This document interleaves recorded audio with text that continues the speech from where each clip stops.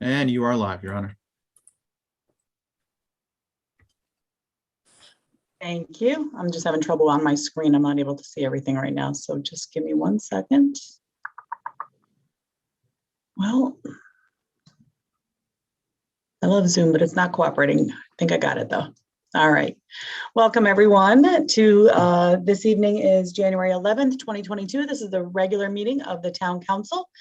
The time I am calling this meeting to order at 7 p.m. If you would please rise for the Pledge of Allegiance. I pledge allegiance to the flag of the United States of America and to the republic for which it stands, one nation, under God, indivisible, with liberty and justice for all. Thank you, everyone. Can we do roll call, please? Counselor Braverman? Counselor Braverman? Counselor Deputy Mayor Budrako? Here. Counselor Camillo? Okay. Here. Make it maximize. Counselor Donahue? Here. Counselor Mankey? Raise your Here. hand. Here. Counselor Nagel? Here. Counselor Page? Here. Counselor Rada? here. Mayor Del Buono? Here. I am here. Okay, thank you. Yep, Counselor Braverman's here. All right, thank you, everyone. Next item is approval of the agenda. If anyone has any changes they'd like made to the agenda, now would be the time. Yes, Mayor, Yes, Counselor Page? could I move that we amend the agenda, please? Yes, well, what amendment would you like to make? I'd like to withdraw the Democrat nominations for tonight so we can revisit after we've worked on this a little bit. All right, so that is item 9. It's not on the agenda, I don't think. Is it? Yeah, I think it's 9C, Okay. correct? Oh, right. That is Yep. correct. I would second that. All right, so the motion is to remove item 9C. And we have a second from Counselor Mankey. Is there any discussion on this? Well, we would just like to talk with Your Honor and with the leadership, majority leader, and sort of clarify the nomination process before we move forward. That's all. Okay, thank you. Any other So- discussion? Are you gonna take 9A off the board also? 9A is a No. town manager appointment. That's a little bit different. Okay, Right, Thank you 9A for- would stay. So it's just 9C being removed. We have a motion and a second. All those in favor, please unmute your mics, members of the council. All those in favor, say aye. Aye. Any opposed? Motion passes unanimously. Thank you. Thank you. Absolutely. Any other recommendations for changes? All right, then I would entertain a motion to approve the agenda with the one change that was made, removing 9C. Moved. Moved by Seconded. Counselor Griffin, seconded by Counselor Rada. Any discussion? Hearing none. All those in favor say aye. Aye. Aye. Any opposed? Motion carries. We have our agenda. Next item this evening is awards and proclamations, and we have 4 this evening. The first one on our agenda is the retirement of Diane Stone, our Senior and Disabled Center Director. And I see Diane on the call. I'm glad to see you, Diane. Welcome. So I'm going to go ahead and read the resolution into the record, and then we will have an opportunity to vote and discuss. Proclamation. Whereas Diane Stone has been the director of the Newington Senior and Disabled Center for 23 years, and whereas Diane is responsible for overseeing the daily operations of the Senior and Disabled Center, including programming, education, nutrition, social work, events, health and transportation services, overseeing a paid staff of 8 and a volunteer staff of 75 to 100, working with the Commission on Aging and Disability, the Town Council, Town Administration, and a variety of community partners. And whereas, under Diane's leadership, over 1,150 older adults and adults with disabilities enjoy a variety of programs and services in a welcoming, safe, and vibrant environment. And whereas, Diane is an unwavering advocate who embodies the Senior and Disabled Center's mission to improve the well-being of older adults and adults with disabilities in the town of Newington. And whereas, under Diane's leadership, the Senior and Disabled Center was the first in the state to earn the status of national accreditation by the National Council on Aging in 2004 and has served as a peer reviewer in numerous senior center accreditation processes throughout the country. And whereas, under Diane's leadership, the Senior and Disabled Center has been a leader in evidence-based programs, including being involved in the development of the Aging Mastery Program, which is now offered in over 500 senior centers nationwide. And whereas, Diane's innovation extends beyond the walls of the Senior and Disabled Center, as she has been active in regional and state collaboratives, including the statewide Senior Center Task Force, LGBT Movable Senior Center, the Connecticut Virtual Senior Center Work Group, Jefferson House Board of Directors, Chair of the Senior Subcommission of the Connecticut Commission on Women, Children, Seniors, Equity, and Opportunity, and is the current president of the Connecticut Association of Senior Center Professionals, among many others. And whereas, during the pandemic, Diane has emerged as a leader among senior center staff in Connecticut by holding regular statewide virtual meetings to share information and ideas and plan pandemic response for older adults, while continually adapting to the ever-changing challenges presented by pandemic operations at the Senior and Disabled Center, introducing new ways to reach members, disseminate timely and accurate information, and prevent social isolation in the community. And whereas, Diane has received many awards through her illustrious career, most recently as the recipient of the Connecticut Conference of Municipalities Richard C. Lee Innovators Award in November 2021. And whereas Diane is retiring from her position of Director of the Newington Senior and Disabled Center on January 1st, 2022, and her knowledge, professionalism, energy, and sense of humor will be missed by her staff, colleagues, and Senior and Disabled Center members. Now, therefore, be it resolved that the Newington Town Council hereby recognizes and extends its sincere appreciation to Diane Stone for her service and dedication to the town and wishes her the best in her new endeavors. Dated in Newington, Connecticut, this 11th day of January 2022, signed Beth Del Buono, Mayor, on behalf of the Town Council. Is there a second? Second. Seconded by Councilor Braverman. Discussion on this one. Mayor, just one quick comment before we congratulate the fine work of Diane Stone. I just wanted to say, and this isn't you, this was a clerical error. It should be probably in the third to the bottom, whereas disseminate timely and accurate, not decimate. But it's not you, it's clerical. I just want to point that out. No offense or disrespect. Thank you. Okay. We can get that clarified. All right, I see hands up in our attendees window, so we'll start with Councilor Menke. Yeah, I know we have a lot to do tonight, and I just be quick.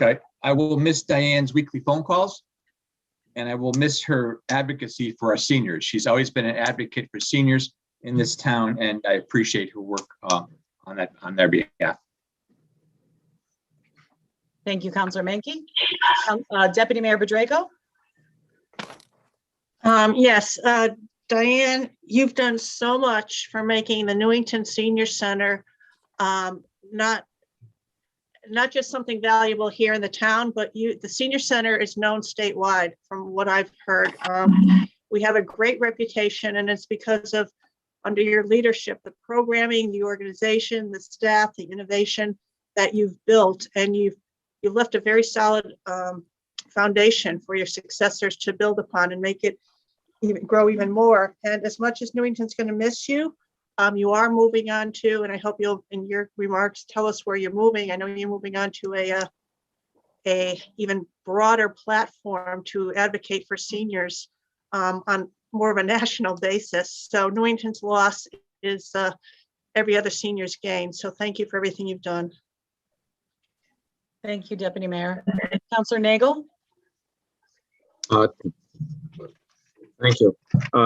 Diane, I can personally attest to all the details of all the wonderful things that you've done, having served as a liaison to the Senior and Disabled Center off and on over the last 15 years. It's remarkable the things that you've been able to accomplish, not only for the building, but also for the staff as well, of course, our residents in the town of Newington. You definitely are an unwavering advocate, and I know you will continue to be in your new role that you'll be taking. I personally have witnessed and I personally have partaken in various different things, including those infamous volunteer chicken dinners. They may continue, hopefully after the pandemic, and I will always think of you whenever I go in the senior center, as everyone else will, fondly. And my best wishes to you in your pursuits in the future. Thanks. Thank you, Counselor Mangle. Counselor Page. Yeah, Diane, I just want to say thank you very much for everything you've done for our community. And specifically, I know some folks personally who have been very grateful for what you've organized during the pandemic. The online services, the recreational activities have been significant. And I know people who have found it to be a lifeline and as a way of obviously reducing the social isolation, which has so many negative effects psychologically and medically on the level of cigarette smoking, quite frankly, if you look at all the data. So thank you so much. You're flexible, you've responded in times of crisis, and we're very grateful, and I wish you the best. Thank you, Counselor Page. Any other counselor? I would just like to add my congratulations, Diane, to you, not only on the years that you've served us, but whatever the future holds for you. I've heard some rumors, but I do wish you the very best in your future. I know you've done so much here to move us forward. Our Newington senior and disabled population has been so lucky and so fortunate for over the years to have you at the helm. And you know, as mayor, I do attend events in other towns and with other mayors, and I hear over and over again what a shining star our senior center is in our town. So I just wanted to compliment you on that and say thank you for all you've done for us. And I know the center's in good hands with the folks that you've had in place over there, but and you've trained them well, I'm sure. But I wish you all the best. We're going to take a vote really quickly to make it official, and then Diane, I'll give you an opportunity to speak, okay? All right, so we have a motion and a second on the table. All those in favor say aye. Hi. Any opposed? Motion passes unanimously. All right, Diane, it's your turn. I hope you don't regret letting me open my mic. I do want to thank you very much. And so I, a week and a half ago, left the Senior and Disabled Center. I will tell you, I am a week and a half into a new job. But I can remember in 1998 coming to the top of Cedar Mountain and seeing Newington for the first time and thinking, what kind of adventure is this going to be for, you know, this younger woman from Canada coming into a new place? And it's been everything I could have wanted and more. I inherited a really great center. I hope that I continue to improve that center, because what it does is improves the lives of older adults in Newington. I really could only do that because of the support that the center gets. And that includes support from this council and the councils that came before it. Support from the town manager and the town managers that came before him, which include him, actually, because Keith hired me in 1998. It was the best decision he's made. It also includes the Commission on Aging and Disability, the members of that commission and those that went before it. It includes fantastic colleagues across the town of Newington. Newington has some really, really amazing people working for it. I don't know that they're always seen, but they're there and they're really top notch. And also includes a staff that most of them have been there for a very long time. We had very little staff turnover over 23 years, and mostly it was because of retirements. So that's something that I'm proud of. People came to work there and liked working there. So I know that I leave it in excellent hands. Jamie Trevathan came along at exactly the right time, got the skills that she needed, and it is going to continue seamlessly. But most of all, it's because of the thousands of older adults in Newington that I got to meet, who enriched my life tremendously.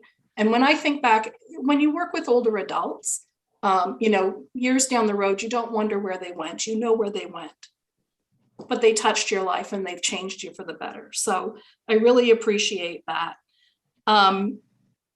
Newington is a really special place, and I'm glad and grateful that I had the opportunity to contribute to it for 23 and a half years. And the half year is important because it was the latter part of COVID. And COVID, we got through an emergency response, but COVID has changed things, right? So it doesn't go back to the way it was before. COVID changed it so that it's going to be a little bit different moving forward. I am grateful that I mentioned that I've moved to another job. I've been able to take all of the things that I learned in Newington and in the state of Connecticut, and am now an associate director with the National Council on Aging, working on network development and engagement, specifically on developing a framework of support for senior centers across the country. So, it all started in Newington. It will all come back to Newington because it remains my home center. I'm just very grateful for the opportunities. Thank you, Diane. Good job. Thank you. And really, we wish you the very best. Thank you very much. Okay. All right. Next on our agenda is the proclamation honoring the retirement of Sergeant William Jordan. I see you on the call there, Will. Good to see you. All right. I'm going to go ahead and read the proclamation into the record. You guys are all making me work hard tonight. I don't know. All right. Proclamation. Whereas William Jordan was hired as a police officer for the town of Newington on December 31st, 2001. He graduated from the academy on May 17th, 2002. And whereas William Jordan was assigned to bicycle patrol on May 2005, community services traffic officer in November 2005, and appointed as school resource officer in February 2002 to May 2009. And whereas William Jordan was appointed to Youth Adult Council in March 2006 to November 2009. And whereas William Jordan was appointed to Emergency Response Team in March 2006 to July 2012. And whereas William Jordan was assigned to Patrol Division in May 2009 and appointed to Field Training Officer July 2009. And whereas William Jordan transferred to the Detective Division in November 2010 and was promoted to Sergeant in October 2012. And whereas Sergeant William Jordan received an Outstanding Performance Award in the Patrol Division in July 2003 and May 2004. And whereas Sergeant Jordan received an Excellent Police Duty Award in April 2006 and a Meritorious Service Award in August 2006. And whereas Sergeant Jordan received a letter of commendation in April 2007 and received an Excellence in Policing Award in October 2007. And whereas Sergeant Jordan received Arrest Investigation of the Month Award in May 2009 and October 2009. And whereas Sergeant Jordan received numerous recognition memorandums and newspaper articles. In 2009, he received a Public Safety Award from Newington Chamber of Commerce. And whereas for 14 consecutive years, Sergeant Jordan organized or assisted the annual toy and food drive for Newington families. And whereas Sergeant Jordan received numerous letters and thank you notes of appreciation from residents, town businesses, the Newington Chamber of Commerce, Newington Human Services, Newington High School, Daisy Troop, Newington Board of Education, and MAD. And whereas Sergeant Jordan received commendation letters from surrounding police departments, including East Hartford, Wethersfield, South Windsor, and Berlin. And whereas after 20 years of service, Sergeant Jordan retired from the Newington Police Department on December 31st, 2021. Now therefore be it resolved that the Newington Town Council hereby recognizes and extends its sincere appreciation to Sergeant William Jordan for his professional service and dedication to the town and wishes him the best in his retirement. Dated in Newington, Connecticut, this 11th day of January 2022, signed Beth Del Buono, Mayor, on behalf of our. Second. Seconded by Councilor Menke. All right, folks, discussion on this one. Let's see, Councilor Page. No discussion right now. Oh, I'm sorry, your hand was up, sorry. Deputy Mayor Bedrejko. Well, yeah, yes. Sergeant Jordan, I think the community and myself are very thankful that there's people like you who years ago decided to enter this profession and for 20 plus years are willing to put on the uniform every day and come to work. By just reading the proclamation, the number of people in the community that you've touched over your years of service, from youth to the businesses, to Daisy Scouts, to Human Services, plus people you've met on, when you've been on patrol. I'm grateful, the community is grateful, and I certainly hope you have a long, fulfilling, and wonderful retirement. Thank you so much for your service. Thank you, Deputy Mayor. Counselor Menke. Yeah, I just would add my congratulations to this proclamation. I worked with Will on Youth Adult Council and the annual Hoopla basketball game for a number of years, and I appreciated his dedication to our town and the youth in our town. It's the extra things that show in this proclamation that makes Will a good officer and a good community advocate. And I just want to thank him for all of his work on our behalf. Thank you. Counselor Page. I just wanted to say, I was just looking for my notes here that I've heard from not only my own kids, I have 4 kids who've gone through the schools, but other students and other children throughout town, what a fantastic human being you are, and what you've done for our children and for our youth and for our families in such a positive way. So I wanted to thank you very much, and I wish you the very best. Thank you, Counselor Page. All right, I'm going to add my own best wishes to you, Will. I will say, for some people, when you see an officer in uniform, it can be a little nerve-wracking. Maybe people get they don't know how to take it when they see a police officer. Some people get nervous or scared, right? But Will, your whole demeanor, your personality, it always shined through when you were in uniform, and people were never afraid to approach you. You were always so approachable and so community-oriented. You connected with our community on a different level than other folks, I think. And I just have nothing but positives to say about you over the years, just knowing you through your role as a police officer. And I'm just really pleased that we were able to have you in our community for over 20 years serving us. And I certainly wish you the very best as you move along. I'm going to call a roll call vote a vote on this really quickly, and then I'm going to give you the mic, Will. All those in favor say aye. Aye. Aye. Any opposed? I know Chief Clark, you're on, and I always forget to offer if you wanted to speak, you're absolutely more than welcome to speak as well. You guys got to just wave at me because I forget. Sure, I'll just, it's funny, I remember when I sat on Will's interview panel 20-something years ago, and what I remember most about Will was that enthusiasm for life and the enthusiasm for the job. And during these challenging times, it's difficult to maintain that enthusiasm, but he did it every single day he came to work. And that's pretty remarkable. So I want to wish him all the best. Thank you, Chief. All right, Will, the mic is yours. Well, I want to start by thanking everyone, and I'll make it brief. It was really nice of you to do this. And I just wanted to first start by thanking Chief Clark. He was exactly on my oral board when I was just a 25-year-old guy coming out of the service. Semper Paratus, Mr. Town Manager. And I just want to say that he saw something in me on the other side of that table. He gave me a shot. My family and I are very grateful. It's been a real honor and a privilege to work for the town of Newington, and it will always consider Newington home. So I want to thank everyone, and I appreciate everything tonight. Thank you. Good. Excellent. Thank you. And best wishes. Okay, thank you. All right, the next proclamation this evening is for the retirement of Sergeant Jason Sasenti. I don't see him on the call. Am I missing him? Is he here or no?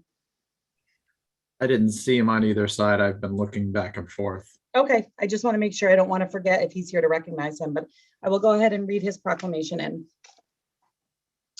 Whereas Jason Sasenti was hired as a police officer for the town of Newington on November 1st, 1999.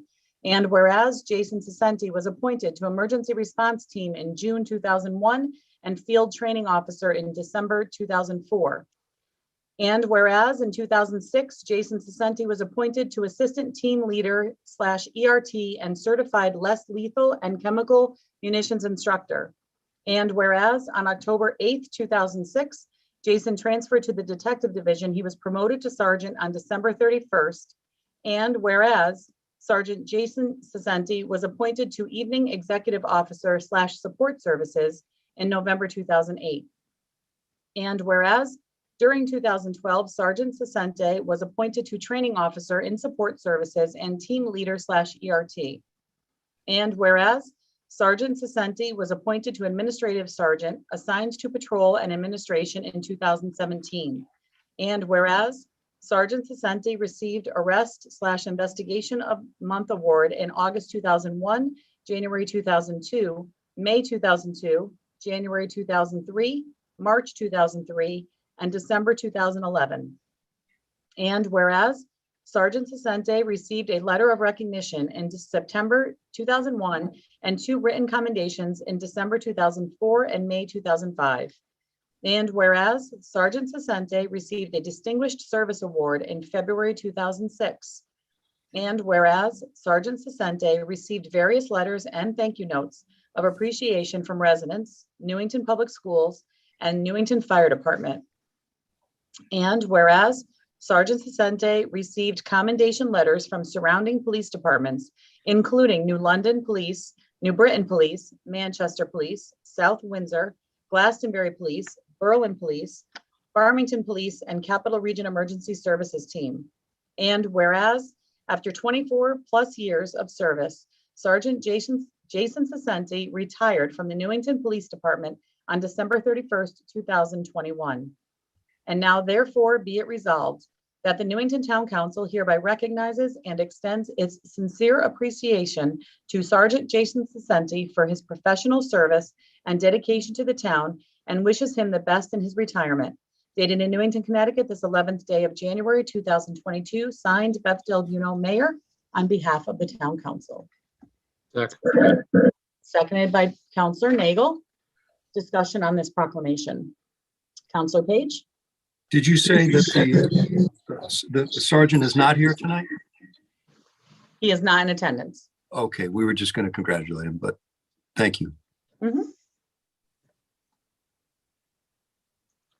Councilor Menke? I just would add my congratulations to the proclamation. I appreciate all that Sergeant Sesente has done for our town. And I wish him well in his retirement. Thank you, Councilor Menke. Deputy Mayor Bedrejko? Yes, if Sergeant Sesente is listening or any of his friends or family, just life as we know it wouldn't be possible in Newington without officers such as him who dedicated their career to maintaining law and order and protecting and serving us. So for 24 plus years, I want to thank him for his service to the community and wish him a very happy retirement. Thank you, Deputy Mayor Bedrejko. Anyone else? All right, I'd just like to extend my sincere appreciation for his years of service to our town and wish Sergeant Sesente the very best in his future endeavors. Thank you. All right, we have one more honoree this evening, and I see. What was that? Did you want to let Chief Clark have a shot? Chief Clark, do you want a shot at that one? A bite at the apple? I'm all set. He's not here. I've spoken to him. Okay. Thank you. All right, I see Sergeant O'Brien is with us this evening, and we have a proclamation honoring his retirement as well, so I'll go ahead and read that. Proclamation. Whereas Kenneth O'Brien was hired as a police officer for the town of Newington on November 3rd, 1997. And whereas Kenneth O'Brien was appointed to Bicycle Patrol in May 2003 and assigned to the Detective Division in September of 2004. And whereas Kenneth O'Brien was appointed to Crisis Negotiator in June 2006 and appointed to Patrol in October 2006. And whereas Kenneth O'Brien was appointed to Field Training Officer in November 2006. And whereas Kenneth O'Brien was promoted to Master Police Officer in October 2008. And whereas Kenneth O'Brien was appointed to Community Service Officer in May 2009 and promoted to Patrol Sergeant in 2010. And whereas Sergeant Kenneth O'Brien was appointed to Evening Executive Officer in January 2013. And whereas in 2016, Sergeant O'Brien was assigned to Patrol Division and Support Services. And whereas Sergeant O'Brien received 2 letters of recommendation in 1999 and a written commendation in 2000. And whereas Sergeant O'Brien received a Meritorious Service Award in June 2002, an Outstanding Performance Award in May 2004. And whereas Sergeant O'Brien received a written commendation in June 2008 and an Arrest Investigation of the Month Award July 2012. And whereas Sergeant O'Brien received various letters and thank you notes of appreciation from residents, town businesses, and Newington Chamber of Commerce. And whereas Sergeant O'Brien received commendation letters from surrounding police departments, including New London Police, New Britain Police, Weathersfield Police, East Hartford Police, State's Attorney's Office, and New Jersey Critical Incident Stress Management Team. And whereas after 24+ years of service, Sergeant O'Brien retired from the Newington Police Department on January 7th, 2022. Now therefore be it resolved that the Newington Town Council hereby recognizes and extends its sincere appreciation to Sergeant Kenneth O'Brien for his professional service and dedication to the town and wishes him the best in his retirement. Dated in Newington, Connecticut, this 11th day of January, 2022, signed Beth Del Buno, Mayor, on behalf of the council. Second. Seconded by Councilor Camillo. And discussion on this proclamation. Councilor Camillo. Ken, thank you. I got to know you over the past 24 years, worked with you on all different things on the side of the road. And I just want to thank you. I wish you all the best. And Will, I'd like to thank you also. You're a great guy. And I hope you both continue in law enforcement in some way, because you both have awful big shoes to fill. And I hope we can find the right guys for this. Thank you again. Thank you, Councilor Camillo. Councilor Menke. Yeah, we just also congratulate Sergeant O'Brien on his retirement. I hope he has a great retirement. Appreciate all the work he's done for our town. And just as a side note, with these 3 officers retire, or sergeants retiring, I guess, Newington loses a lot of knowledge, experience, and dedication to our town. And I hope we can replace these 3 gentlemen. Although I think they, as Councilor Camillo said, they have big shoes to fill. So I just would wish him well on his retirement and thank him for his work. Thank you, Councilor Menke. Councilor Donahue. Yeah, I would just like to congratulate all 3 of the officers. You know, the longevity in Newington is always amazing to me. And really want to thank you for hanging in over the past 2-3 years with some of the changes. You guys have certainly faced some additional challenges that, you know, we're thankful that, you know, you guys rose up to the occasion and helped us out. So congratulations, enjoy retirement, and, you know, come back and visit. Thank you, Councilor Donahue. Councilor Page. I just wanted to say thank you, Sergeant O'Brien, for all your service to our town, for keeping us safe and running towards danger when most of us are running away or trying to somehow be safe in our own way. Thank you very much, and I wish you and your family the very best for the future. Thank you. Thank you, Councilor. Deputy Mayor Badrejko. Yeah, Sergeant O'Brien, you certainly chose a risky profession, but a noble profession, and it still is a very noble profession. And I hope all 3 of you officers, you know, are proud of what you've done in the past. But Sergeant O'Brien, I'm sure you've left your family many days and many nights in order to protect us and our families. And you protected us, I'm sure, in ways that we may never even know about, but you were there on the job, and we thank you for that. And may you have a very, very happy retirement. Thank you. Thank you, Deputy Mayor Badrejko. Anyone else that would like to speak? Go ahead. Sergeant Jordan, go ahead. And I apologize for speaking out of turn. I want to congratulate Sergeant Ken O'Brien. Him and I worked obviously together for 20 years, and he's an outstanding Newington kid, and he did a great job. I did want to just take 1 second. I kind of feel remiss not thanking you, the counselors, for the support over the years. I just wanted to take a second to say that Newington, under Chief Clark and Chief Mohol and Chief Klett, you've always provided us with the equipment we needed. You made sure we had what we needed to do our job safely, And really tonight, I wanted to express to you our gratitude for that, for always making sure that we had everything we needed to stay safe. So for all the residents in Newington and for you folks on the town council, thank you very much. Thank you, Sergeant Jordan. All right, I just wanted to add to Sergeant O'Brien, my sincere thanks. It's hard to be the last one to comment after everybody's already had a bite at the apple, but I wish you all the best in your retirement, Ken, and whatever else you choose to do, because you're still a young guy. I'm sure you've got some other irons in the fire. So I wish you all the best as you continue on your path. Thank you. I'll do a all in favor. Aye. Aye. Aye. Any opposed? All right, motion passes unanimously. And Sergeant O'Brien, it's your turn if you'd like to speak. I'd just like to say thank you very much for all the kind words. It was an honor and a privilege to serve the people of Newington. I grew up in Newington, graduated from Newington High, and I truly love the town. I don't live in Newington anymore, but my parents and sisters still live, so I will be in town on a regular basis. I'd like to thank the town council for all their support over the year. Will, it was great working with you and with Jay.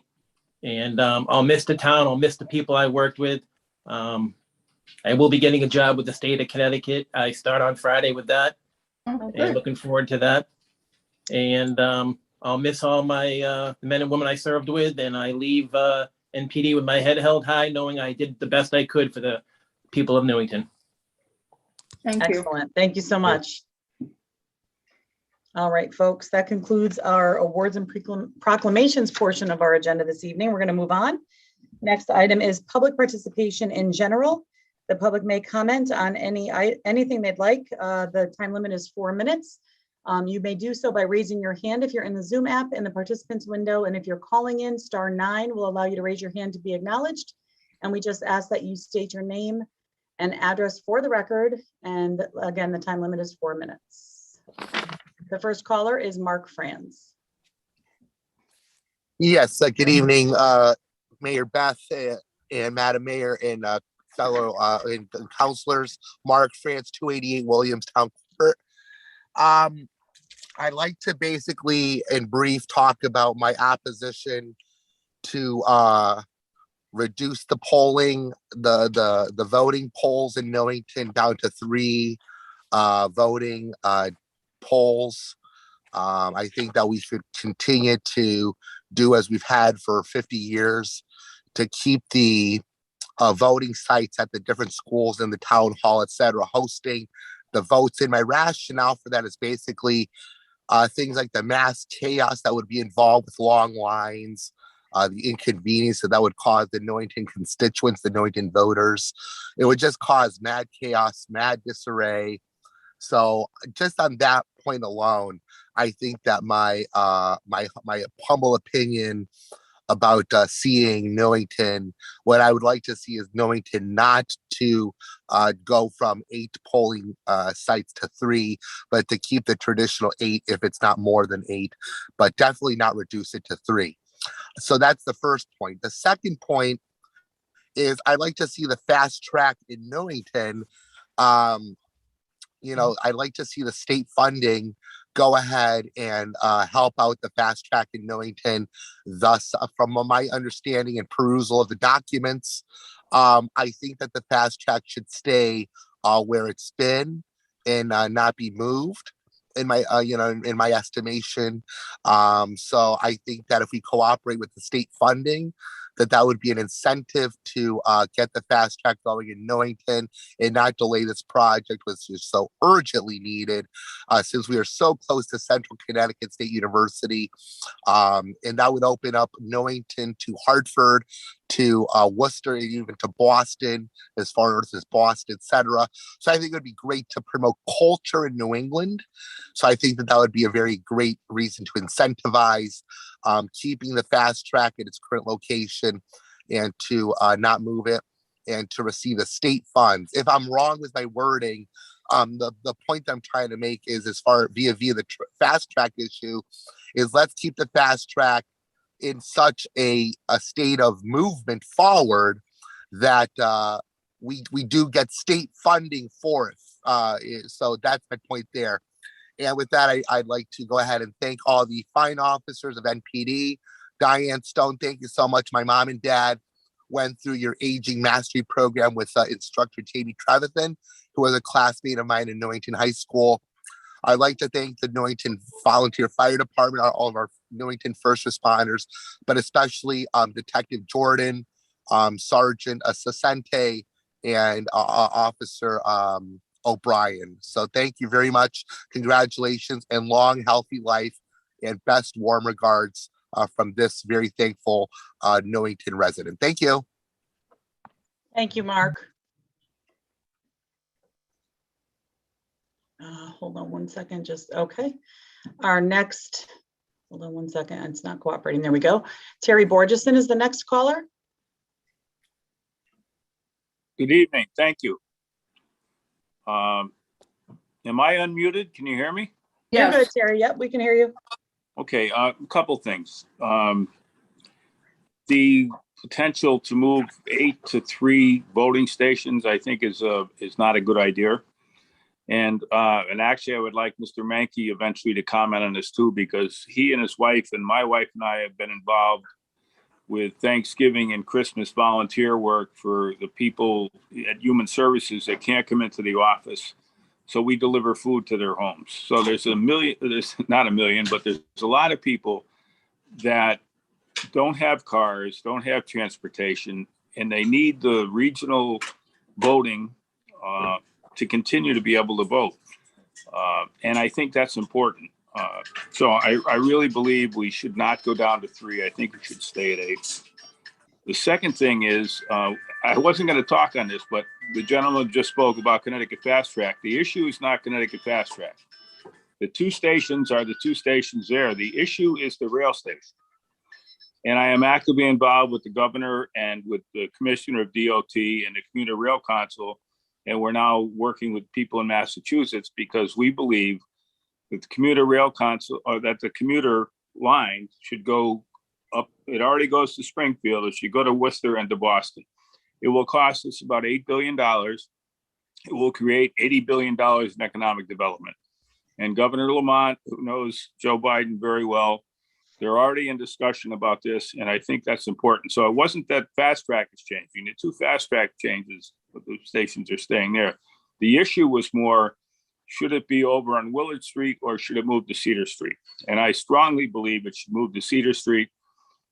Central Connecticut wants to expand. The DOT is ready to put some more walking lanes in so you can get from the train station to the bus station. And if DOT expands, if Central Connecticut expands down there, it could be a huge win for all of us. And we certainly need the economic development. And I thank you. And I thank you all for tonight because you gave a lot of people acclamations that they deserve.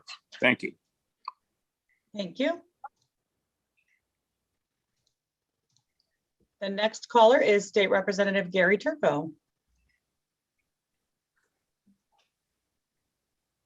Good evening, Mayor and council members. Are you able to hear me okay, Mayor? Yes, good evening. All right, great. Good to see everybody tonight. First, let me say congratulations to Diane Stone on her retirement. Diane has been an outstanding senior and disabled center director. I had the opportunity to work with Diane on several pieces of legislation, and she's amazing at what she does, as you all know. We have one of the best senior and disabled centers in the entire state because of Diane and the staff that she's worked with. And she's going to be a big loss to Newington and be really, really missed. So congratulations to Diane and congratulations to the 3 officers on their retirement for all of their service to Newington. And we wish them the best in their future.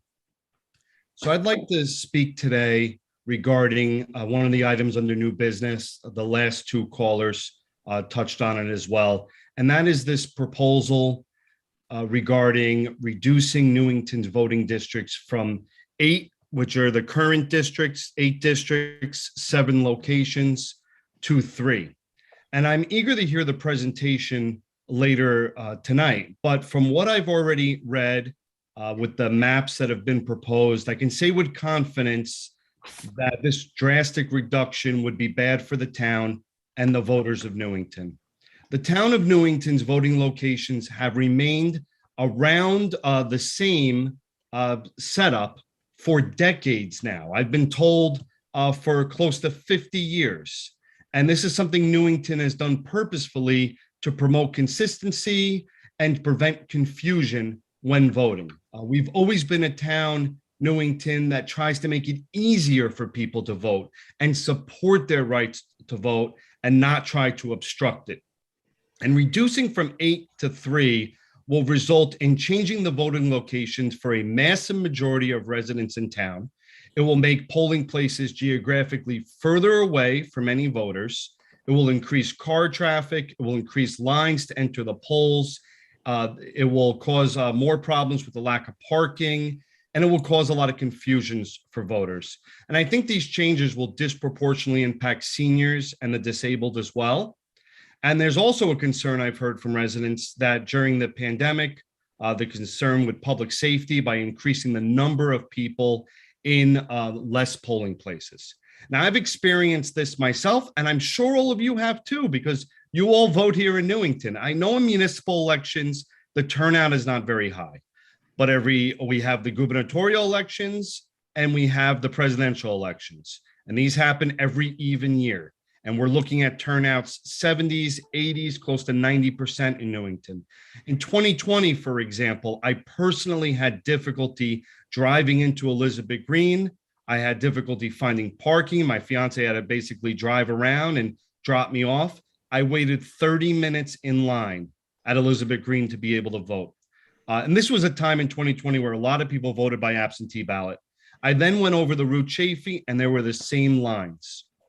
And I know we may hear that there'll be some cost savers, reducing the polling places from 8 districts to 3, but it's been shown that little money is really saved when you do this.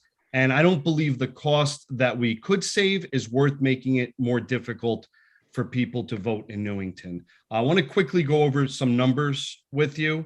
Right now, there's 21,500 voters that vote in the 8 Newington voting districts. So that's about 2,700 voters per district. This change would go from 2,700 voters per district on average to 7,100 voters per district. The 5 closest towns that have similar populations to Newington all have more districts than what's being proposed, and actually very similar districts to what we currently have here in Newington.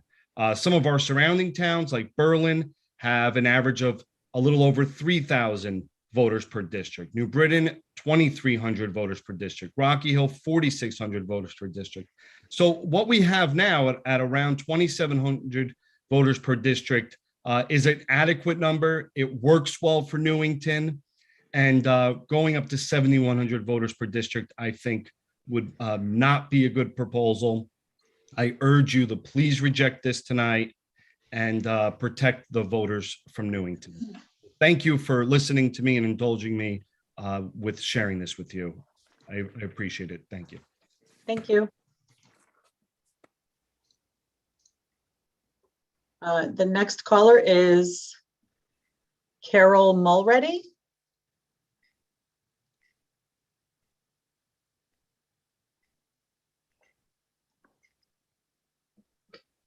Ms. Mulready, are you there? You're on mute. Good evening. Thank you for allowing me to speak, members of the council. My name is Carol Mulready. I am representing the League of Women I'm sorry, Voters. excuse me, can you state your address for the record, please? Yes, I am representing, first off, the League of Women Voters of Greater Hartford, of which Newington is a member. My actual home address is 20 Sherwood Road in West Hartford. Thank you. So I am here because the proposal to reduce the number of voting precincts from 8 to 3 raises a concern for the league, which has a primary interest in easy access to voting. That is our primary concern with the petition, the proposal that you have before you. We think that when you have to be very careful when you reduce access to voting. And this particular one could increase the distance to the polls as well as increasing the number of voters in a district, which I've learned may be over 7,000 per precinct if you go with the 3 sites. Such an increase could significantly add to the amount of time it takes to vote and thus serve as a barrier to voting, particularly among those who are hourly workers with very limited flexibility, have child or family care responsibilities, are disabled, or have limited mobility and certainly limited options for transportation. These are people who cannot wait in line. They need an in and out voting procedure that is short and efficient. Having examined your proposed map, it is positive from the perspective of being aligned in such a way to have no split districts for state representatives, which eliminates a precinct having to deal with 2 different ballots at the same location, which is also sometimes a concern for the league because it can lead to confusion and incorrect voting. However, the distance to travel can be a deterrent.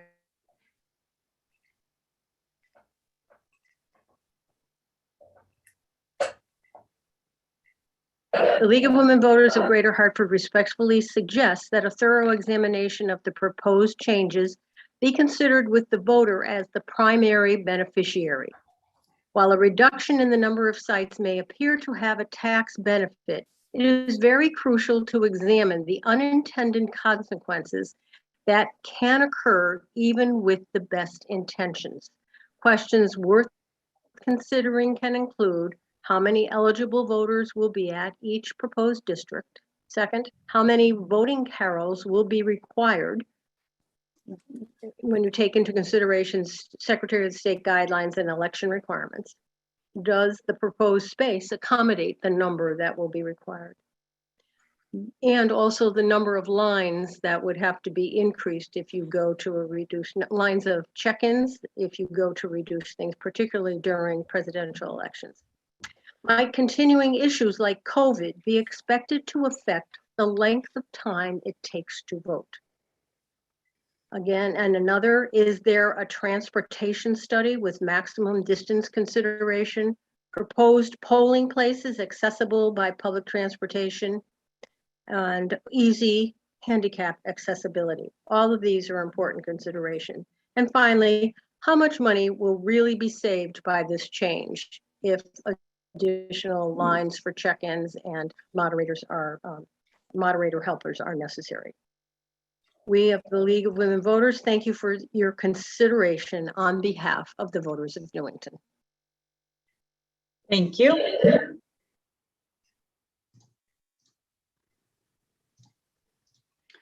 The next caller is Anna Waldzinska.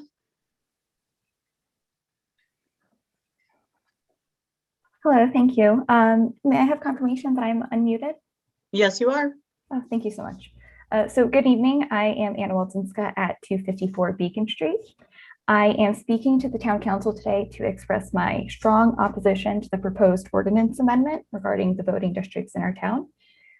Decreasing the number of polling locations from 7 to 3 has the potential to damage the voting rights of Newington voters by decreasing voter turnout, increasing confusion, and eroding the trust that the public may have in the town to do what is best for its residents.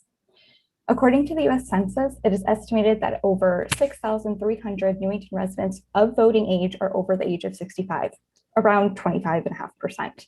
This is a larger share of our respective adult population than the Connecticut average at around 22%, and neighboring towns like New Britain, Rocky Hill, West Hartford, and Wethersfield. Due to the larger share of seniors in Newington, we should be prioritizing their needs instead of making such extreme changes to our voting practices. Decreasing the number of polling locations will increase the burden on our senior residents the most, some of whom may not have the health circumstances or transportation ability to travel to their new polling locations or wait in the long lines that will inevitably form under this proposal. A resident who lives on Reservoir Road, for example, is walking distance to Anna Reynolds, the polling location they've had for decades. They would now need to travel 4 miles to their new polling location at John Wallace, which requires a car they may not have, public transportation that is practically inaccessible in our town, or the physical ability to walk hours on election day. And none of this should be a requirement to vote for anyone in Newington. And ensuring voting access is not a partisan issue. It is one that the council should quite frankly unanimously agree on and strive for if there is any respect for the residents of our town or our country's constitution. Decreasing polling locations has time and time again proven to decrease voter turnout in practice and in research, metrics that should be high for any healthy democracy. And at a time when trust in our elected officials to do the right thing is crumbling, the Newington Town Council would be giving its residents yet another reason to feel this way. Residents that I've spoken to about this are honestly aghast that such a proposal is even being considered. And there seems to be no clear reason to make a drastic shift from 7 to just 3 polling locations. And if someone attempts to cite cost as a reason, it simply is not a good reason to impact people's rights to vote. Perhaps those in favor are hostile to the residents, senior or otherwise. Perhaps this is a shameless power grab that we've seen in other states and in other countries where onlookers observe with pity as voters are being suppressed and disrespected. While I would love for neither to be true here, I am not sure. But a day where such a proposal would pass in Newington, of all places, would be a sad day for our town. So I strongly urge the town council to do the job that it was elected to do by having Newington residents and voters in mind, by first and foremost rejecting this proposed map and keeping all 7 voting locations intact to as close as it can be with the redistricting process happening. Thank you very much for your time. Thank you. The next caller is Pat Lang.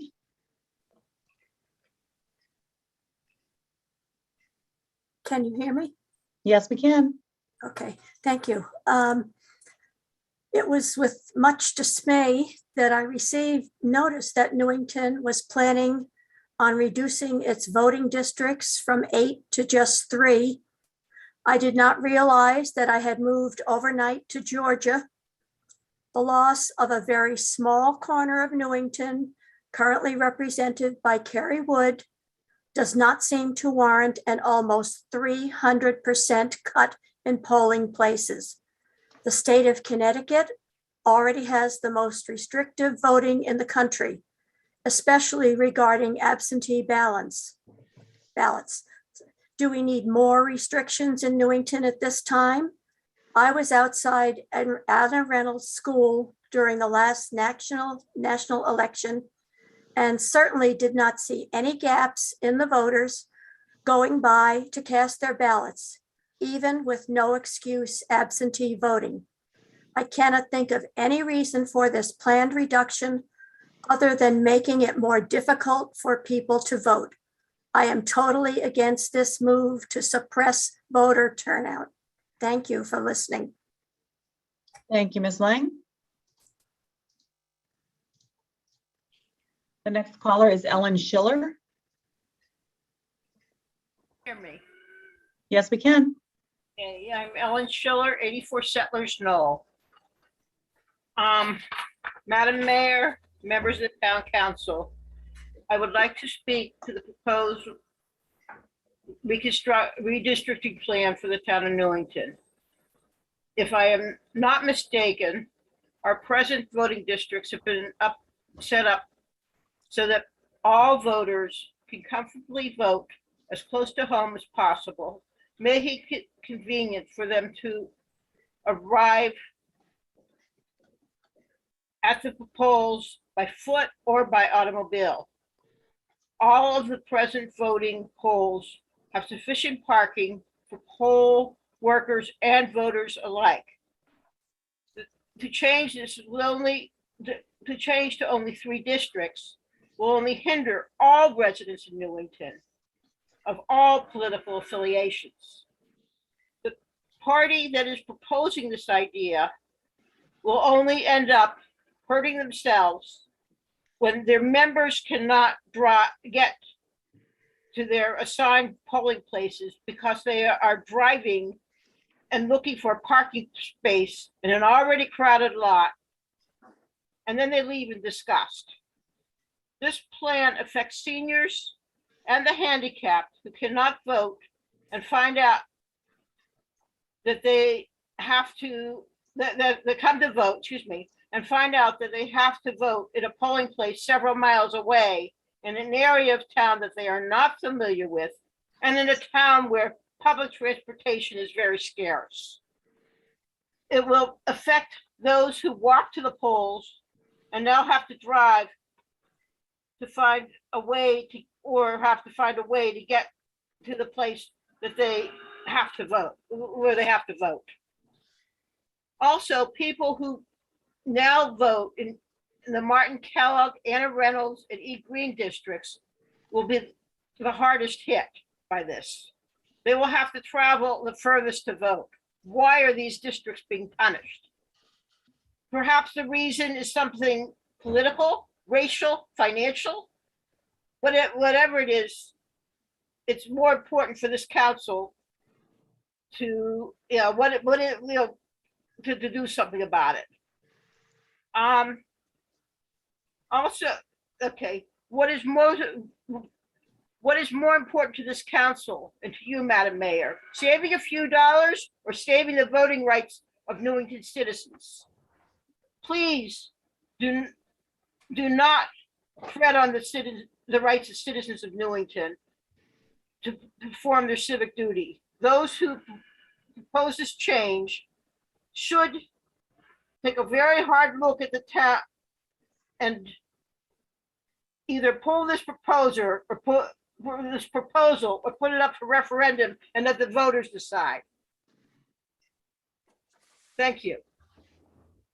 Thank you, Ms. Schiller. Next caller is Susan Mazzacoli.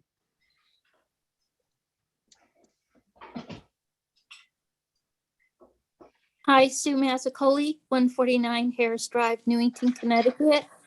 I'm calling tonight to say thank you to Diane Stone. I'm going to miss her so much. When I joined the senior and disabled, I immediately joined the Silver Sneakers program so I would get more exercise, and oh my gosh, it was so much fun. And then also my favorite program of all was going to Central Connecticut State College and taking classes with the students there. The exchange of information and ideas, and it was just so inspiring and made me want to go back to college. Something that I'm seriously thinking about once this COVID issue is done and over with, which hopefully that will happen. So many other wonderful functions that they had at the senior center that kept us all engaged and participating and educating us and helping us with everything like from taxes to, health issues.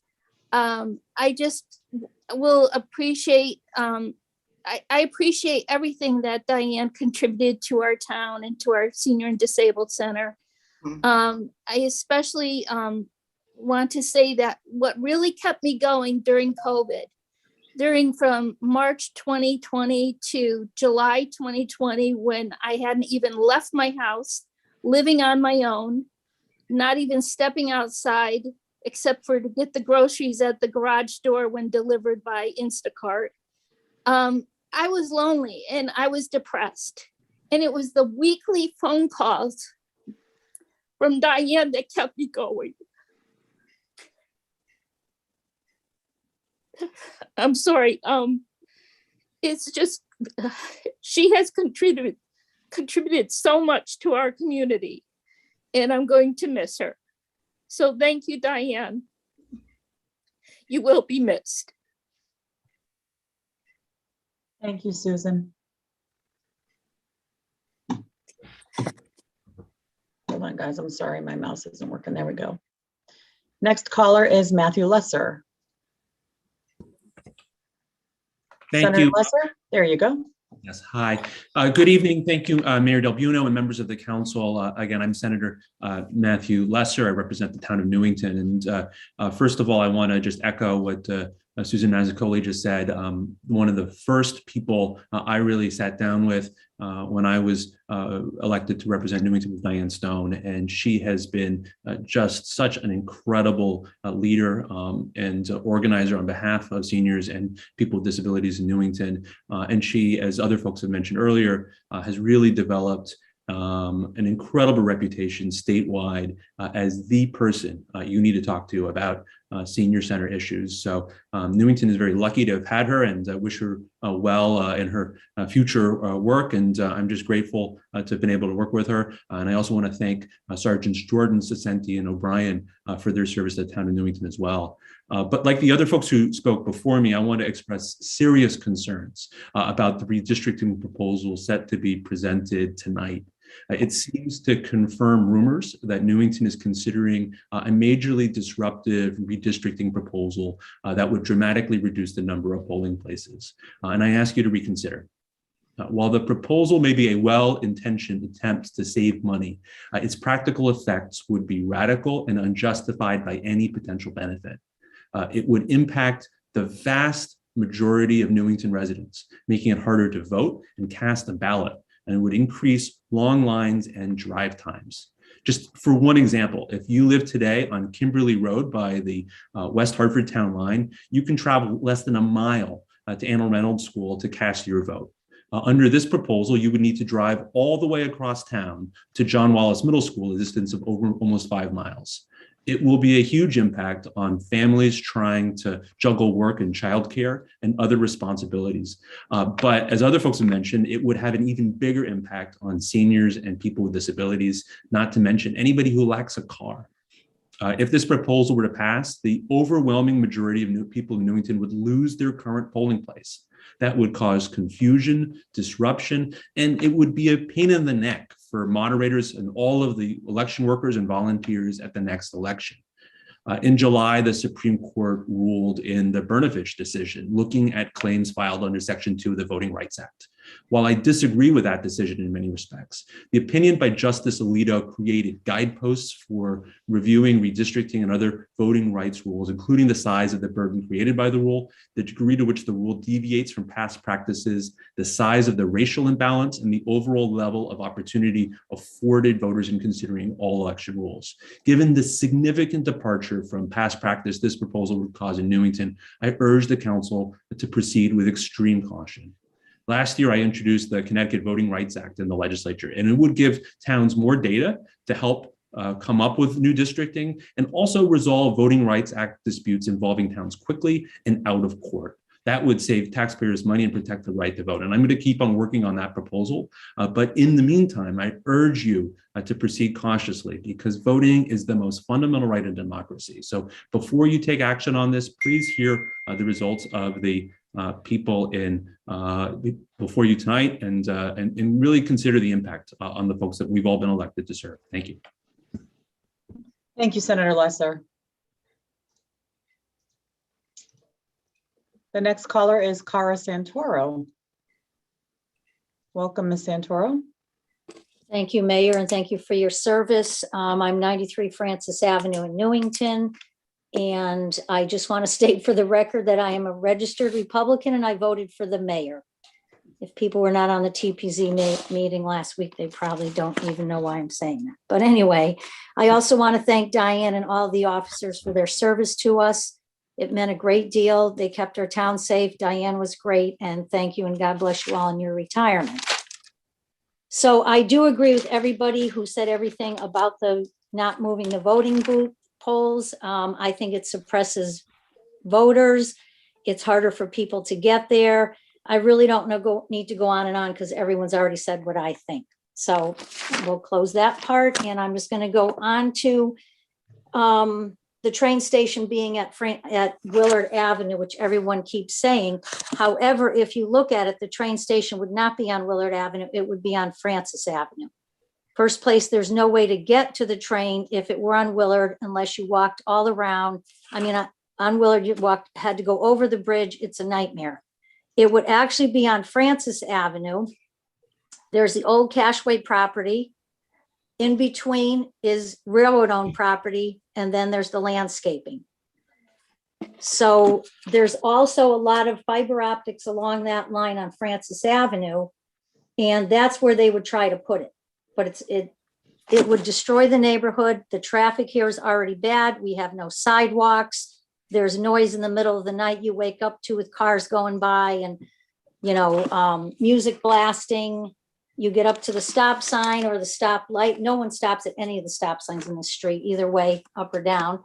You get up to the stoplight, at Willard.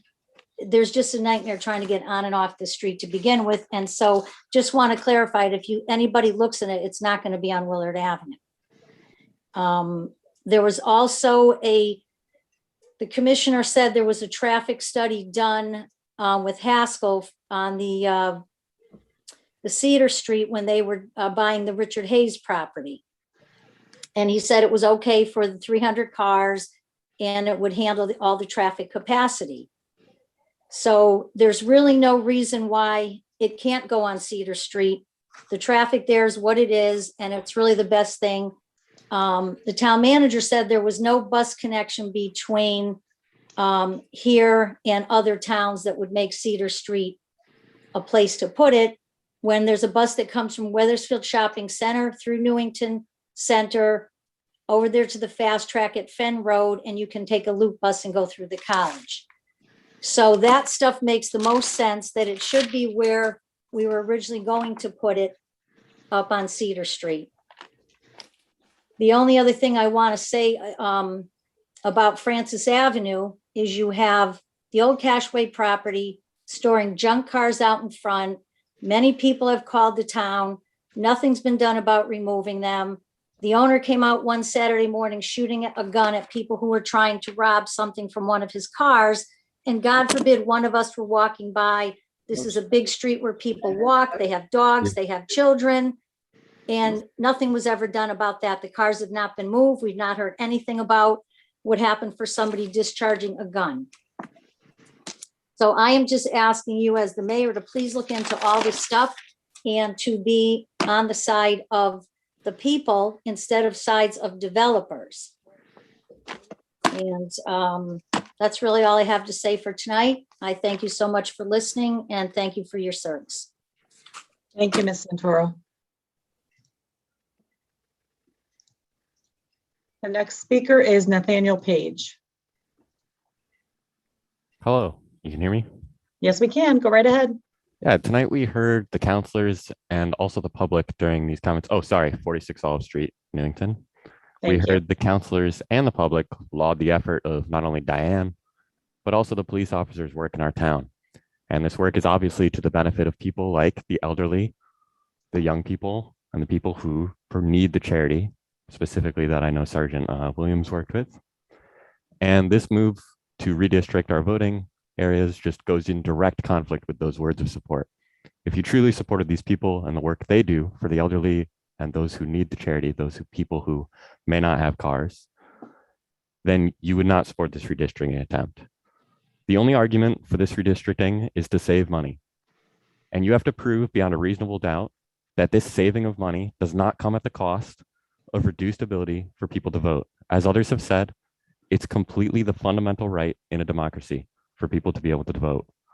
And so to prove beyond that reasonable doubt, if people have expressed tonight that they believe that this will stop people from voting, then reports need to be made, research needs to be done about the parking capabilities of these 3 locations, the transport capabilities of residents to get to these 3 locations, and the changes in wait times and how that would change people's ability to vote and willingness to vote.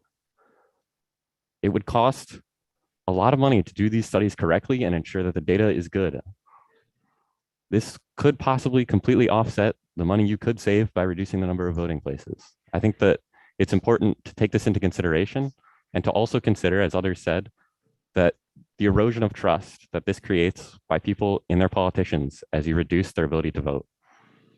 Additionally, there could be costs incurred as those try to help transport those who can no longer get to their polling location easily to the polls. These costs might additionally offset the possible savings you have by reducing the number of data of voting places. I think that all of this should be taken into account. Thank you. Thank you, Mr. Page. The next caller is Rose Lyons.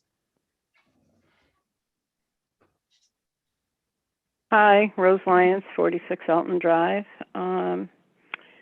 I would once again like to ask that once a committee is appointed to revise the rules of procedure for the town council, that they may be put back into effect, the public participation after each proclamation, so that if someone in the public has something to say, that they don't have to take up their time during the general public participation. I know when we were in person, a lot of the honorees left after their proclamations were read, so the members of the public that are speaking now don't get to have them hear the kind words that are being said about them. I can't say anything more than Diane, or more than Susan said about Diane Stone. I too was one of the people that was receiving phone calls all during 2020, 2021, and now into 2022. And the last one that we received was that Diane was leaving. I have all the confidence in the world that Jamie's going to do a wonderful job, but Diane is going to have, Jamie's going to have big shoes to fill, and I'm sure she will do it. But it was really muchly appreciated to get those weekly calls and update us. Maybe the town of Newington general government can take some tips from Diane how to keep in touch with the people that live in this town. As I've said before, I find the website very hard to navigate. It may not be as hard for the town manager and those of you on the council, but us older citizens and even some of the younger ones that I talk to have trouble getting into it at times. As far as the redistricting and the changing and reducing of voting districts from 8 to 3, I'll reserve my opinion on that until I've heard the presentation. However, during the presentation, I would like to know if it would be shared with us if there's a statutory requirement or something that is forcing this change to be done now. Does it have to be 3 districts? Is there any wiggle room? Is there room for compromise? And I'm one that would be going to the town hall rather than going to Martin Kellogg. It's not much of a difference driving wise, but it would be a difference as far as parking. I have trouble finding parking when I go to the town hall just to pay my taxes during the 2 times a year that I've been there. It's been a little bit of a problem. So I find it very concerning to me that a lot of people in the North End, at least I think they are, senior citizens such as myself, might find it difficult to get into the town hall to vote. Wonder if there's been any consideration of giving the town hall employees a paid day off so that we can use their parking spots. I doubt that, because that would cost money.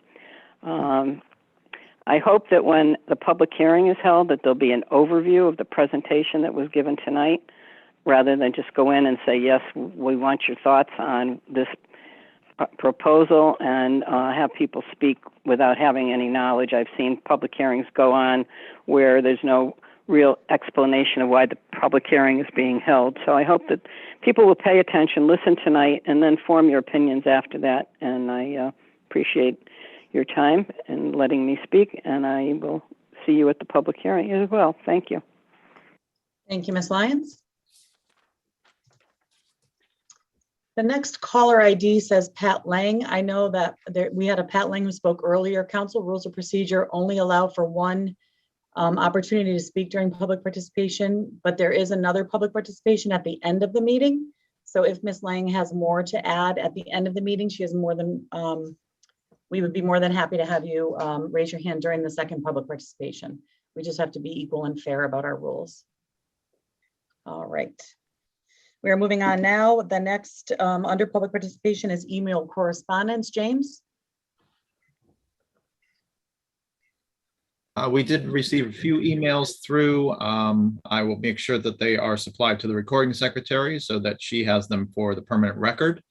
We usually don't read the email or the individual's names or addresses into the record during public participation. Okay, so they'll be attached to the minutes. Thank you. You're And welcome. just so the public knows, there is a general mailbox. James, it's Newington Town Council at newingtonct.gov. Just town council at newingtonct.gov. So for the public's understanding, town council at newingtonct.gov is the mailing email address. And by our council rules of procedure, emails need to be received by 3 p.m. the day of the meeting, correct, James? That is correct. Okay, in order for them to be attached to that evening's minutes. All right. Sorry, I thought I just saw a hand up, but I don't. Okay. Next item is remarks by councilors on public participation.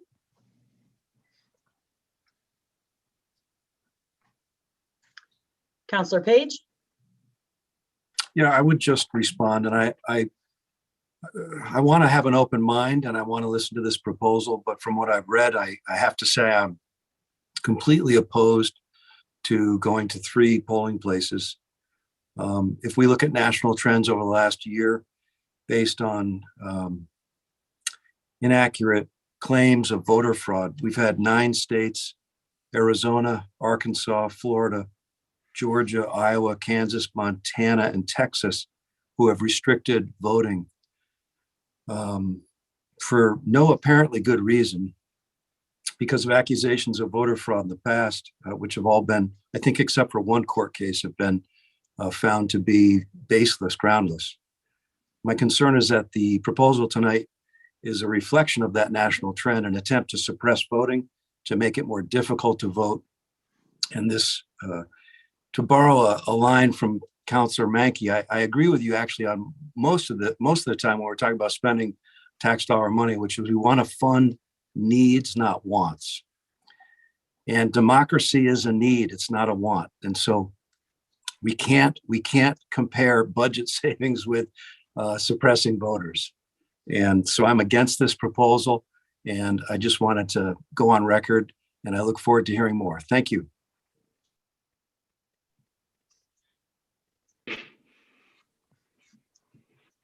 Councilor Rada.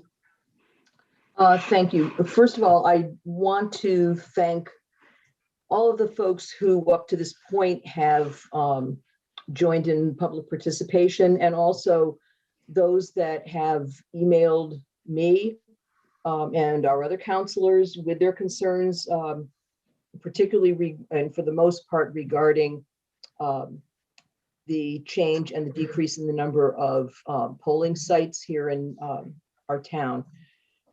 I, as Councilor Page has just said, am very interested to hear the proposal and what presentation is being presented to us this evening. However, what I have read and what I have learned up to this point, for me, I am strongly opposed to the decrease to 3 polling sites.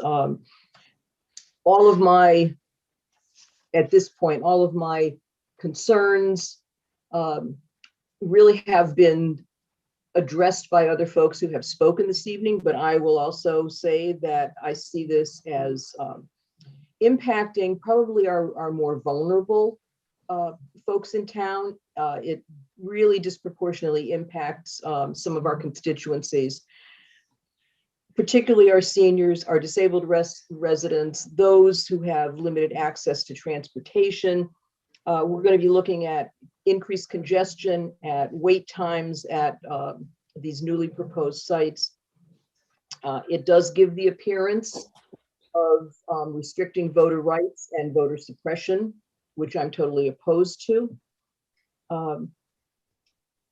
And as others have stated, if you're looking at kind of north of Cedar Street and the northern part of town, that really limits, there are no polling sites, or there would be no polling sites there. And we're asking residents to travel across town, where for decades, many of our folks have been voting.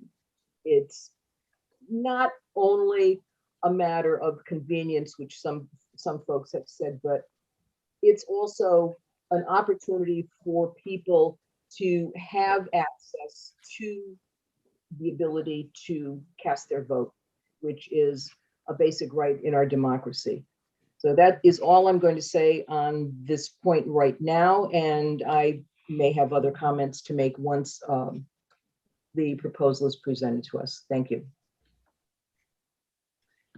Counselors, I just want to remind you, this is really remarks related to public participation and not prejudging or presupposing related to an issue that hasn't been presented yet.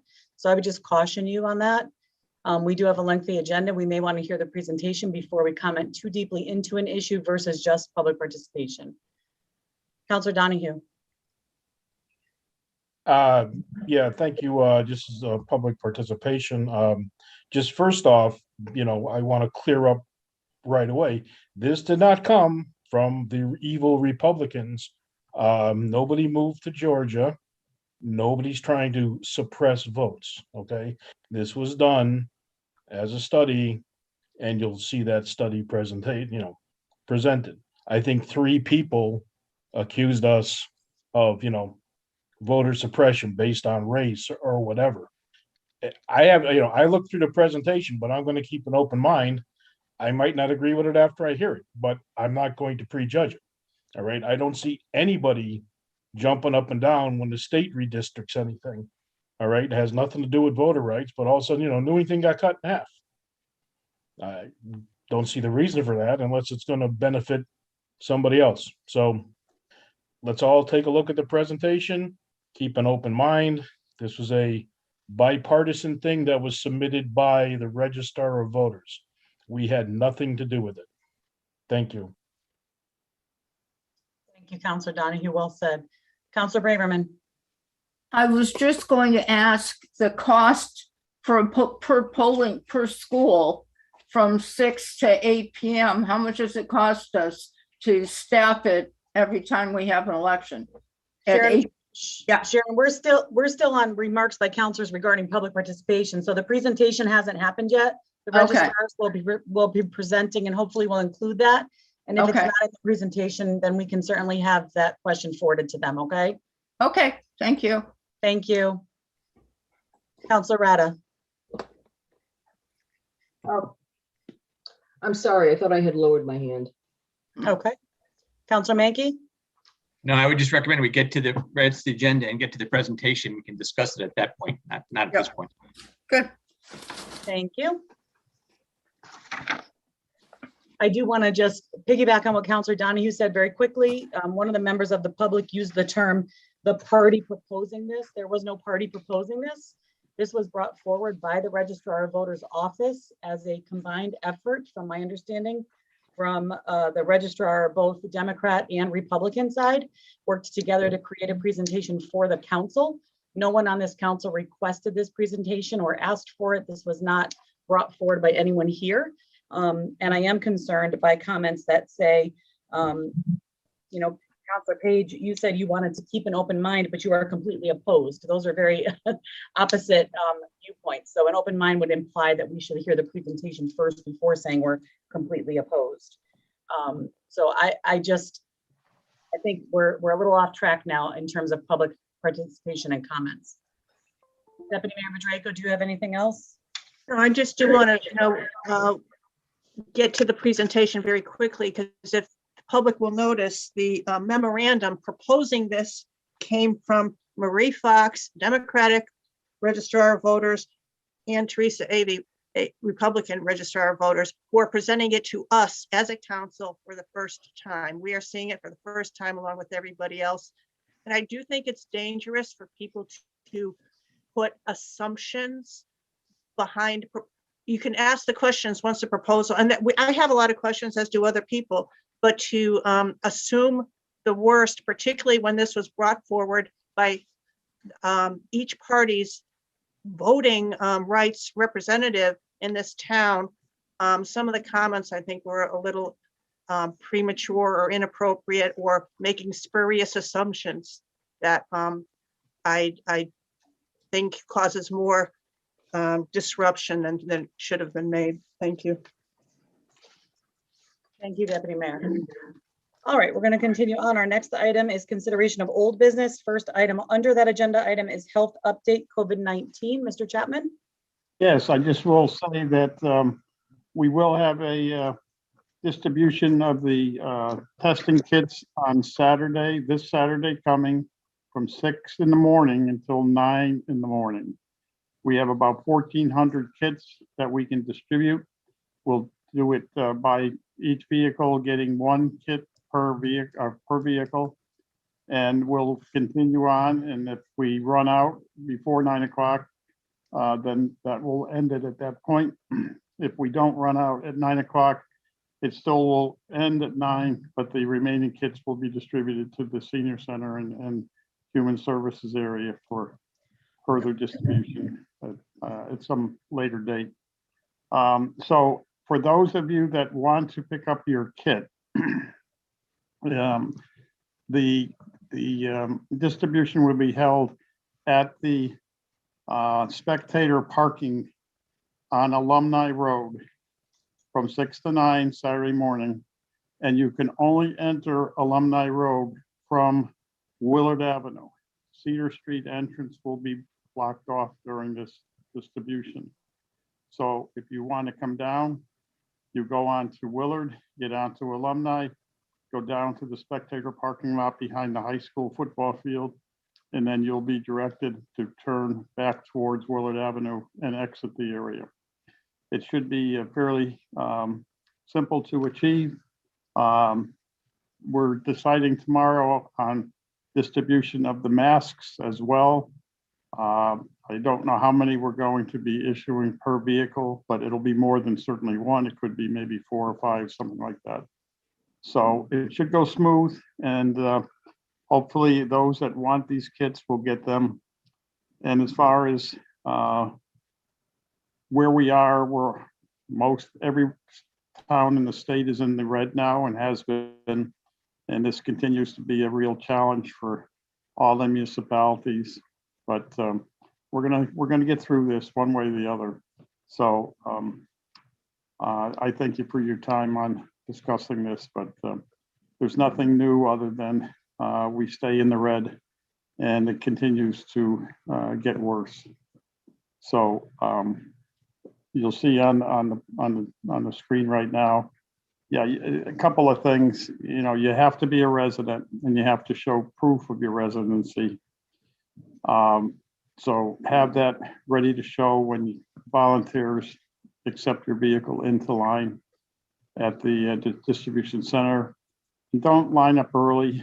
You know, we're doing this at 6 in the morning for those early birds, and we don't want to have cars lined up all the way onto Willard Avenue. So please, you know, obey the timetable. You must wear your masks, and there'll be nobody to be serviced by walking up. You must stay in your vehicle all times. Drive slowly, and we'll end at 9 a.m.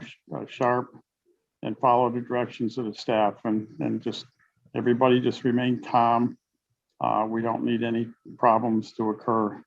And I know in other situations, other towns have had these similar events, and there has been disruptions and angry people and yelling and screaming, and we don't want any of that. So everybody just respect one another and listen to the people directing you, and it should run fine.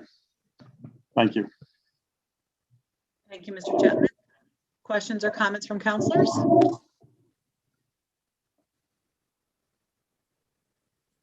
Counselor Page. Just one quick question, and you don't have to get into this tonight. I know we've got a lot to do. Can we get, Mr. Chapman, one sheet which lists each of your departments and the policies for COVID response for each department at some point? It might help our residents know what policy for each department is in a quick way to see that. Thank you.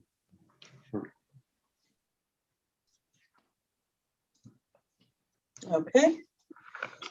Seeing no other hands up, we'll continue on. The next item is the 150th Anniversary Steering Committee Report. And I know Ms. Francolino is with us. Welcome. Good evening, everyone, and Happy New Year. I'll keep this very brief. As you can imagine, our plans for upcoming events are kind of once again stalled because of COVID. Makes things tough. We have decided to hold back issuing tickets for the event up at Indian Hill. And we're going to reassess in February about moving forward with that or not, because we just don't know what the numbers are going to look like, and we have no interest in holding a super spreader. In the meantime, we're going to work on an outdoor event for early spring, because, you know, we want to do something for the families and the children in town. As you can imagine, it's been a tough thing for all of us.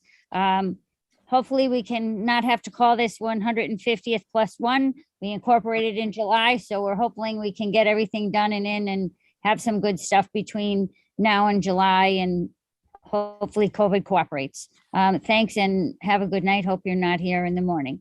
This looks like a long one. Thank you, Ms. Francolino. Any questions by counselors? All right, we'll continue on. Next item is the 2022 annual regular meeting calendar. We did discuss this at our last meeting. And we have before us a resolution for consideration. So if someone could go ahead and read that resolution. Counselor Mankey, go ahead. I can do it. Resolve, the Newington Town Council, in compliance with the Freedom of Information Act, hereby approves the 2022 Town Council regular meeting schedule as attached to this resolution. Thank you. Is there a second? Second. Seconded by Counselor Rada. All right, discussion. Just to remind everybody, there were a few dates in question that were provided to us. They were in bold on the calendar. The dates were September 27th, October 11th, November 8th. Those were dates that were holidays for certain groups of folks. And so we wanted to consider those in our calendar, whether we kept them or changed them in any way. Counselor Mankey? Yeah, I guess looking at this, I would just suggest that we move the 27th of September and the 11th of October, just move them to the next Tuesday, just to keep the meetings in there, but just to accommodate those holidays. And on the one on November 8th is election day. I would say we would just cancel it. We usually cancel the meeting on election day anyway. I would guess that would probably be appropriate to do that again. So my recommendation would be to move the September 27th to the next Tuesday, if there is, which is October 4th. October 4th. And then now we could probably we could probably just move it to October 4th and just skip the October 11th one, but right, because we have one in September and then one in October, but close to the middle of September. So we would just do away with one and just move one date to October 4th. Probably be okay. I mean, we always have the ability to call a special meeting. So if something comes up that we need to discuss, we can always call a meeting. But rather than try to play around with dates or have meetings that some segment of the population can't attend at, doesn't seem to make sense. So I guess my proposal would be move it from September 27th to October 4th, and then skip the October 11th meeting unless it's a special meeting. And then also cancel the November 8th. Do away with November 8th and cancel November 8th. And as you mentioned, we can always call a special if needed. And we can do that anytime. We can call it for next week too if we need to. So we always have that ability. So just as a note on the October 4th date, that is actually sunset begins Yom Kippur at that point. Okay. So that's off the table? Yes. Can we go to a Wednesday? Wednesdays are usually a TPZ night. Okay. And Board of Ed. Right. Board of Ed, correct. Counselor Rada? No, I had a question regarding whether we would have to reframe that motion, but I think we're still in discussion as to the date, so I will hold off. Yep. All right, so any other suggestions? We have September 27th in question. We could move it to what's prior to the 27th? Prior to that would be the 20th, which would be right a week after our 13th meeting. Right. Do we do Monday meetings or is that frowned upon? Well, the trouble, if you change the meeting date then some of the public might get confused why we're meeting on a Tuesday, not a Monday, or why we're meeting on Monday, not a Tuesday, or Wednesday, not a Tuesday.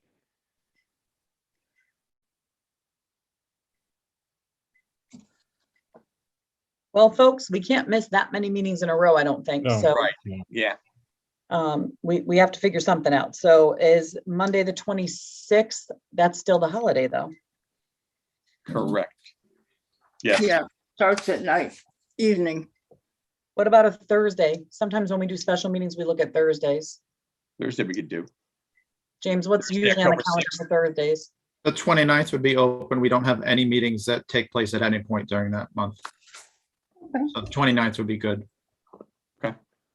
So I know it's not a Tuesday. We would just have to make sure when it's posted that we put an asterisk next to it to let people know it's a different night, perhaps somehow We note could it do on the calendar. It will go onto the website calendar as well as notifications out to anybody who has registered as well. Okay. So are we in agreement that we would change the September 27th to September 29th at consensus? I agree. Yep. Okay. And then the October 11th, what are we going to do with that one? I would suggest we cancel it because if to meet on the 6th or the 13th would be close to meeting on the, well, we could meet on the 13th, I guess. October 13th. Any other council comment or thought on that? That sounds good to me. Yeah, I would prefer to schedule it, and then if for some reason, we don't have, we can always cancel it, but I Right. hate to go that long without, I mean, we're elected to do a job and Right, right. Well, we're already looking at canceling that November 8th because of the election night. So Right. I'd be concerned with canceling another one soon, so close to that if we don't know Right. what the business is. All right, so. So I guess I would move that we move the September 27th meeting to September 29th and move the October 11th meeting to October 13th Second. And cancel the November 8th. and cancel the November 8th meeting. Yeah. So there's 3 changes to the proposed calendar. Yep, And second Council that. Menke, you amended your motion. Who I did, seconded it yes. originally? I second it. Councilor Rada, you seconded originally, so will you second the amendment? I will second the amendment. Thank you. Any other discussion? Hearing none, all those in favor say aye. Aye. Any opposed? Motion passes unanimously. We have our new calendar. Add it to your phones, folks. It'll take me a few months, so. James, Yeah. make sure you remind us all when those dates are that we're not on a Tuesday. We'll Oh, all don't be- worry, I will. It'll go into your folder. Good. All right, next item is the job description, Operations Project Manager A7. This is a new position within the classification and pay plan. Mr. Chapman, do you want to review this? Yes, this is another step in professionalizing our facilities maintenance operations. As you all recall, Joe Salamone was hired about 4 or 5 months ago as the facilities manager for the town. He's gotten deep into the Owens report and has inspected virtually all the buildings that the town currently owns, and has determined that moving forward, he would propose that we bring in an assistant basically for him to accomplish the work that is anticipated to occur on these buildings going forward. Just to point out, the facilities have eroded away to some extent because of lack of funding, lack of focus, and lack of planning. And we need to address all 3 of those things. And part of what we need to accomplish is to have a staff that is capable to accomplish the goals that we're setting out. So Joe is with us tonight. If I'll let him speak in a moment, but I fully support this. I think it will be very beneficial to the town to bring on a second person that will manage the facilities for the town. And so Joe, you want to jump in here? Sure, thank you. As Keith said in my presentation last month, a lot of the facilities in town are in need of a lot of work. As the Owens report identified, $57 million worth of work. It's an enormous task ahead of us. It's going to take a lot of planning and coordination and manpower to see these projects through from conception to completion. So it is a need for the facilities department to step our game up to this professional level, like Keith mentioned, in order to handle these projects and bring our buildings back to where they need to be. I believe you all have the job description. If you have any questions, I'd be happy to answer them. Thank you, Joe. Would one of the counselors like to read the resolution in so that we can officially discuss? Do it. Thank you.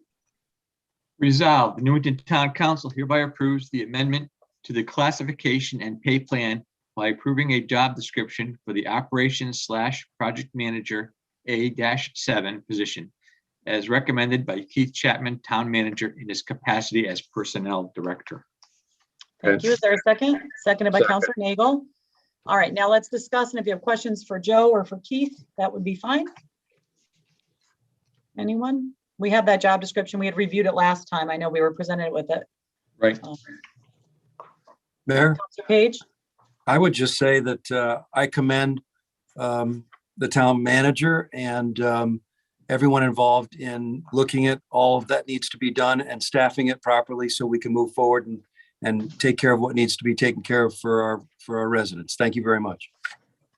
Thank you. Anyone else? Okay. Yeah, I certainly think that this is a long overdue change, and I'm thankful that Mr. Chapman brought this to us. In his role as personnel director, he's doing a great job in looking at where our needs are. Of course, we had over the years had eliminated certain positions, but now we're realizing where we need to add others. And so this is a welcome addition. And I think, Joe, you've been a welcome addition to our staff, and it will be nice to be able to implement some of the ideas you have.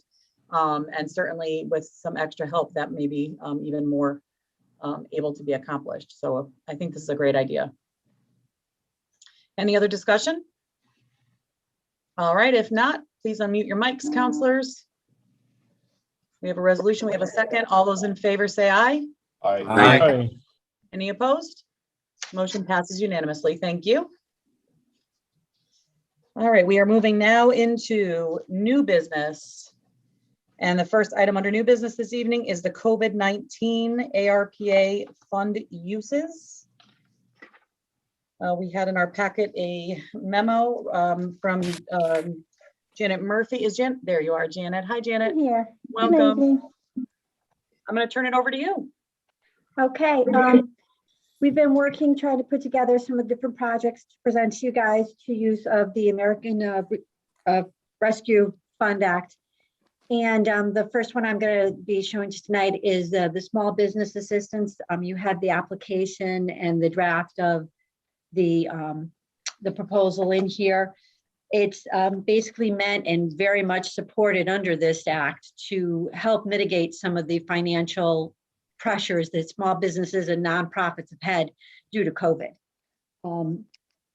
If you look through the things, you'll notice that the small businesses are qualified as somebody having under 50 employees and being in the course the town of Newington. Nonprofit also, and they'd have to prove their nonprofit status. They have to have been in business as of January 1st, 2019. They must be in good standing with the Connecticut Department of Revenue Services. And when they do this application, they're self-certifying. This is a federal grant. So if they certify it and put something incorrect, it's just like anything else that you would file for a loan or anything like that. It is a federal offense. The eligible uses that you'll see here are some of the common ones that a lot of places have: payroll, rent, mortgage, utilities, employee protection expenditures, costs associated with compliance of public health measures, costs associated with outdoor dining for some restaurants, and marketing programs to increase business and employee recruitment. If you've seen anywhere in towns, everyone's saying help wanted. It's very tough to get workers in some of these businesses in town. We're planning on having the applications go out. It does say here February 1st, but I might be changing the dates on that based on when we can get all the applications up onto the website after you guys, if you guys approve it with any changes. But they will, the applications will be on the website for them to submit. They will be sending them in to me. There will be a committee put together that includes the town manager, myself, the town planner, the assessor, and either one or two members of the town council. I want to make sure that you're all involved in this too, and are in contact with us regarding what's going on. They will be reviewed by this committee based on the criterias that are on the sheet that you guys can see. We will be taking into consideration any other assistance that they've already received when reviewing these, the amount of losses they've sustained, descriptions of it. And we also want to make sure that these are businesses that are sustainable. So they have to kind of show that they, in the long run, they're going to be able to continue to be in business in the town of Newington. But it is all based on that. You'll see the application after it. Just so you know, I did send this to the town attorney to review. So he's seen all this and he gave his okay on it. Okay, great. These were based, just so you know, I contacted quite a few different towns to find out who was doing what. And I ended up getting 2 samples from both East Windsor and Rocky Hill. So basically what I put together here was based off kind of taking some of their stuff and putting it together for our use. But I do think it's important that we start reaching out to our businesses to say, hey, we want to keep you here, keep you in business before some surrounding towns start doing it. And maybe saying, some of our businesses say, why isn't Newington doing this for us and other towns are? So that was my reason for wanting to make sure we got this up and going as soon as possible. Great, thank you. Councilor Mankey. Yeah, Jen, I think this is, Fire away. I think this is a really good idea. I think it's a good way to show our support for our small businesses in town. Just to recap, the maximum award is $10,000. Correct. Correct. And we're proposing to use $500,000 out of the correct. Right. I will say I talked to Rocky Hill and they extended their period for applications because they really didn't have as many as they originally were thinking. Right. I'm not sure how many we'll have, but this is just taking, if we find there's a huge need after this is just allotting some money out of that first over 4 million that we received. We'll be getting another first blush anyway, right? This is just a first blush. Yeah. You'll have to see how it goes. Yeah. Okay. Definitely. Yeah. Again, I think this is a fantastic idea. I totally support this. Okay, Councilor Rada. Yeah, I just want to echo what Councilor Mankey just said. I think this is a wonderful opportunity for the town to show its support for our local businesses. You know, we've all heard on the news how difficult it's been, how many businesses are closing. I applaud this. My one question I have is, depending upon, you're saying $10,000, depending upon the number of applicants that are received, what's the time frame, or how long do you think you'll leave that open? And would there be a possibility of increasing that amount depending upon the number of applications that come in? I would like to stick with a 10,000 for right now. As I said, we could open it up again with the second amount of money that we get from the COVID funds. And I really want to look at, some businesses, if you've got severe, I want to give them the max as possible. But as you said, we've got to see how many applications we get. Rocky, we originally, when we were looking, we're really worried that we'd get so many that this wouldn't be enough. But Rocky Hill kind of surprised me when they said that they had to continue and grant an extension because they didn't get as many as they were hoping for. Mm-hmm. Whereas East Windsor got quite a bit. So I'm not sure how the businesses in town will react. So this is, of course, as I said, the first blush at it. And during the second amount of money that we get, we'll get another over 4 million come this actually in a few months, this coming spring. We can look to revamp and extend it more if we find that there's need for it. Well, thank you for doing your due diligence and reaching out to other communities and pulling this together. I think this is a great opportunity. Thanks. Deputy Mayor Bedrejko. Yeah, Janet, this is great. I support it. I just have just a few questions. Now, I know the maximum is number of employees is 50. Is there a minimum? Like, would you be doing a sole proprietorship or? That would also be included, yes. So it's Okay. just, you've got to have less than 50. So sole proprietorship could be definitely somebody to consider, yeah. Now, how are you planning on reaching out to all the businesses? I mean, because just putting it, quite frankly, on our website is not. No, I really want to put it in a couple different of the newspapers too. That's what Rocky Hill did. Rocky Hill actually had it, I believe, in the Rare Reminder and a couple other newspapers. So I'm kind of following. I won't lie. I'm borrowing from them. Don't need to create something new if they've already got it. So, and East Windsor did the same thing. They put it in some of I their. wonder if local our Chamber of Commerce, I don't know whether they could. That might be, that's a great idea also. Okay. Then I have just one more question on the review criteria. It says businesses and nonprofits must have a clear and specific use for grant funds and demonstrate that some funds will be used exclusively for future expenditures directly related to the COVID pandemic. So correct. If they're like, $5,000 in debt or, behind their rent or whatever, that's not going to be included. It has to be for a future use. We're looking for futures to keep them in business. Okay. But so, paying a rent could keep them from getting kicked out. Right? And I think that's something that we can definitely consider as part of it too. Rent payment is a huge thing, and not only helps them, but it helps our landlords in town to be able to keep up on their bills. Okay, so I would not be opposed. And I don't think the committee would either. Okay, thank you. Yep. Counselor Nagel? Thank you. Thank you, Janet, for bringing this up to us. I don't know if the public realizes how many small businesses there are in town and how we appreciate their being there. And they have more challenges than larger businesses and box stores in terms of dealing with COVID and just keeping alive.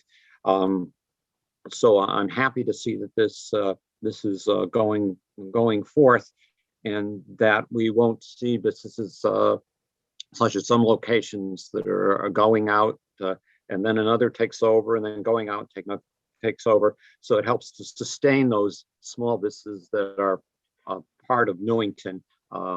Deputy Mayor Bedrejko already mentioned some questions and have been answered that I had as well.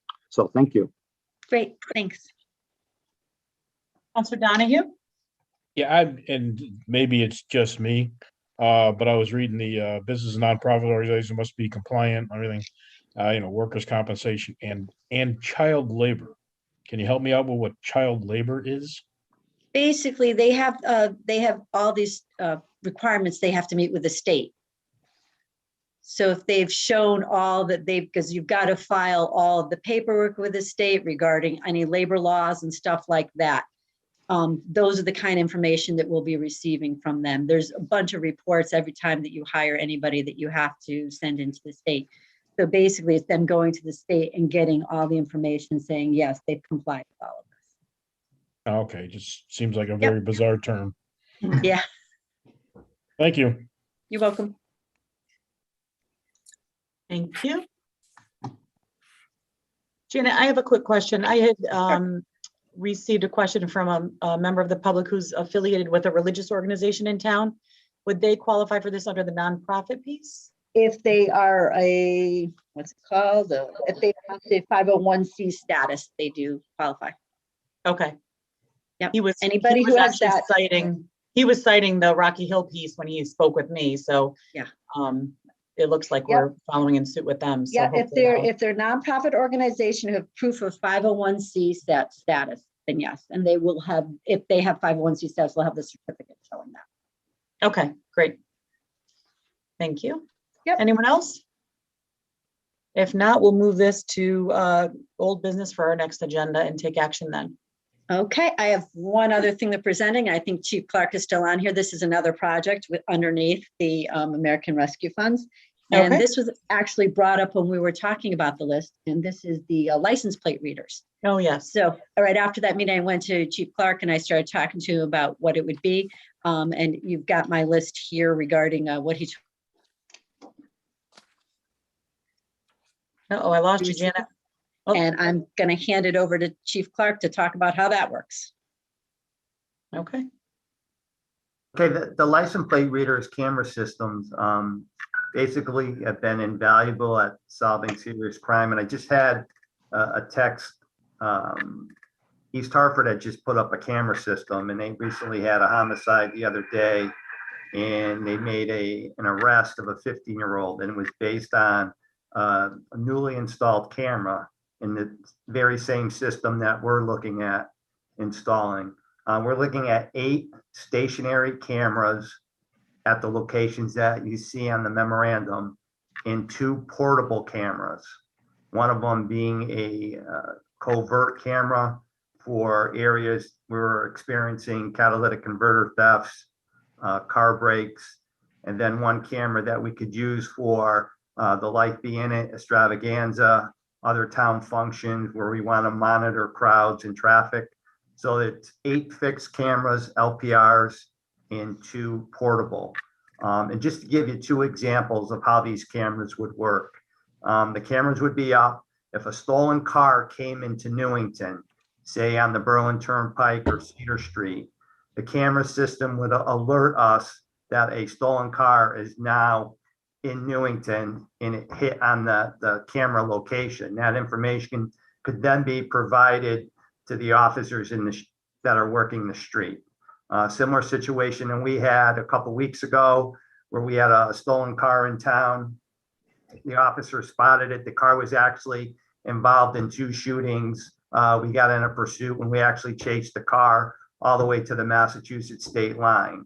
And we were making apprehension. They recovered a firearm that was thrown out of the vehicle. So had we had that camera system at Cedar and Fenn, the officers would have been alerted that the car came into Newington. As it turned out, the officer had spotted the car on Fenn Road anyway, but just having the ability to get an alert when a stolen car enters town or a vehicle that's been involved in a shooting in a nearby community is a big benefit for us, especially the officers that are working on the road. As an investigative tool, over the last few months, we've had 6 shootings, 2 stabbings. Some of those vehicles would have went through some of the stationary LPR camera systems, and we would have gotten those alerts where it could have provided early information to the investigators to follow up on those cases. So those are really 2 good examples with the system. It would be tied into Hartford, East Hartford, Weathersfield, and Rocky Hill. So we would share that information with those other departments. As it stands now, we have no system in Newington, no LPR systems or camera systems. Oftentimes we contact Weathersfield because they have an LPR camera system on the Berlin Turnpike. So we're constantly contacting them, going into the system to try to identify cars that have fled out of Newington north on the Berlin Turnpike. So as I said, it's an invaluable tool for investigating and preventing crime. So it's not only helping us to solve crimes, there's also a big benefit at preventing crime. Okay, thank you, Chief. We have a couple of questions from counselors. Counselor Menke? Yeah, again, I think this is a great idea. I have just a couple quick questions. This camera reads the license plates as they drive by going both ways, right? Or if it's a 4-way intersection on both sides, right? Correct, it does. Okay. Other towns have similar systems? Like, as I stated, Hartford, East Hartford, Weathersfield, Rocky Hill, those are the ones that are in the Hartford region. Okay. And they all can link together, which I think is fantastic. I guess my only question is these 8 locations enough? Or is there a way to, as we see the uses, can we expand later? We can expand, down the road. If we want to add, we certainly can. But we wanted to focus on the Berlin Turnpike and Cedar Street, but we can certainly add other locations. The 8 is basically minimum. Yeah, certainly. I mean, we can certainly add some more. I think if nothing else, with the next round of COVID funding, adding more cameras would help reduce the crime in our town and at least give the citizens some respite. I think it's a great idea. I think this is something that it's the modern technology. I'm totally in favor of this. Thank you, Counselor Menke. Counselor Rada? Yes, I think I think brought this up or talked about it in the past. Anything that assists our police department and our officers in doing their duty and also keeping them safe and keeping us safe, I am certainly in support of. One quick question, just so I can wrap my brain around it. I understand the stationary readers. Can you just talk briefly about how those mobile readers will also work? Well, the mobile ones we would mount at different locations. We would actually mount them covertly for investigation, like I said, in a commercial area where we're getting catalytic converters stolen. And then the other mobile one would be more, we would mount it or put it in a location like the Extravaganza to monitor the crowds in the park. So that would be done by us. And just so you understand, this is a turnkey system. So they actually come in and they actually do all the work. They mount the cameras, and then it would be managed by our detective division and our IT department. Okay, thank you very much. Counselor Page? Yeah, I just wanted to say thank you very much, Chief, and I thank everyone who was involved in making this happen. Anything we can do to support you and the work that all of your officers are doing to keep us safe, we appreciate very much, and we want to continue to do that. Thank you so much. Absolutely. Counselor Donahue? Yeah, I was just looking at the cover memo, and it says it would cover the 8 current locations. And it doesn't mention the 2 remote ones, but in the quote, it does mention the 2 remote ones. So I'm good. Thank you. Thank you. Deputy Mayor Bedrejko? Yeah, Chief, I know I don't want to get in too much into the weeds, but first of all, I do support this, but I'm just curious as to, so there's going to be like this master database where I get you can enter in like a stolen car, what license plate or Hartford or East Hartford, whatever, and there's going to be this master database. So then if that car comes like through Newington, there'll be a ding or something to you. And then, or if there's a crime and you got a picture of the license plate, then you guys can enter it into this system and all these other towns will be updated. But who maintains, I guess, is there a maintenance responsibility for us or something? There'll be an annual maintenance cost that we'll have to pay annually.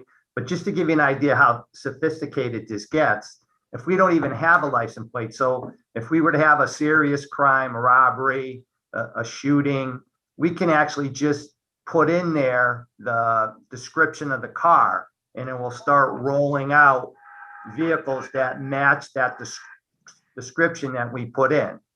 So we may not have a plate, but if we put in a description of the car, it'll start rolling out all the cars that hit on those license plate readers in Newington, Wethersfield, Hartford, East Hartford. So it's, like I said, it's invaluable when it comes to following up on investigations. So you're basically going to know like a real-time location? Correct. We just go into the system and be able to get that information instantaneously. Great. Okay, thank you. Counselor Nagel? Okay, I was wondering, I know there is no question too small, but I have 2, and I'll start with the one that may be obvious. Are all these permanent locations going to be up and running 24 hours a day, 7 days a week? Is that how it works? Yes, it does. Okay, and who, if there are problems with them, who services them? Is the town or the police department in particular? That would be the company, yep, the vendor, yep. Okay, I said they're small questions, but I just needed clarification. Thank you. Thank you. Any other council comment or question? All right. Yeah, I think the ideas brought forward tonight, both the business and the cameras are great. I'm really thankful that we're finding such innovative ways to use the ARPA funds to benefit not just the town municipality wise, but also all of the residents. I'm really grateful for that. Thanks for these ideas, folks. And we can go ahead and move these on to next meeting's agenda for action. Thank you, Chief. Thank you, Janet. Thank- All right, guys, moving on. The next item on our agenda this evening is the town council budget meeting schedule. So we have before us the memo, I'm sure you've all read, that we need to schedule 2 public hearings related to section 805 of our town charter for the proposed budget for fiscal year 2022-23. And the dates that are tentatively scheduled that are proposed for us for consideration are Tuesday, March 8th, 2022 at 6 p.m. for the town manager's proposed budget. And then Tuesday, April 5th, 2022 at 6 p.m. for the town council's proposed budget. As of right now, those would take place through the Zoom webinar meeting software unless otherwise indicated. James, if we take action on this at our next meeting, and do we have to say that they're on Zoom, or can we make that determination if it's Zoom or in public come the time of meetings? We will make that determination at the time of the meeting. You'll notice on the draft schedule, it's actually indicated in both formats, either the Zoom webinar or council chambers room 103, or it could be in a hybrid format as well, depending on where the state goes with its final report on hybrid meetings. Okay, great, thank you. Just wanted to clarify that. I know I'll get questions afterward from folks. No. All right, Councilor Mankey? Yes, I know we're just introducing this, we're voting on it, but I just wonder if someone could check on the Saturday, the March 19th. I think that would be the day of the St. Patrick's Day parade in Hartford. Whether they still do the Patrick's Day parade in Hartford or not, I don't know, but I think it was canceled, Tim. for this year? I think so. Okay, then that's fine then. Check me on that, though. I think it was canceled. Yeah, I mean, that's the only question I had. Otherwise, it looks okay to me. And we're around school vacation in April, right? That's not a problem? We actually adjusted both public hearings specifically because of the vacation week. Good. Okay, thank you.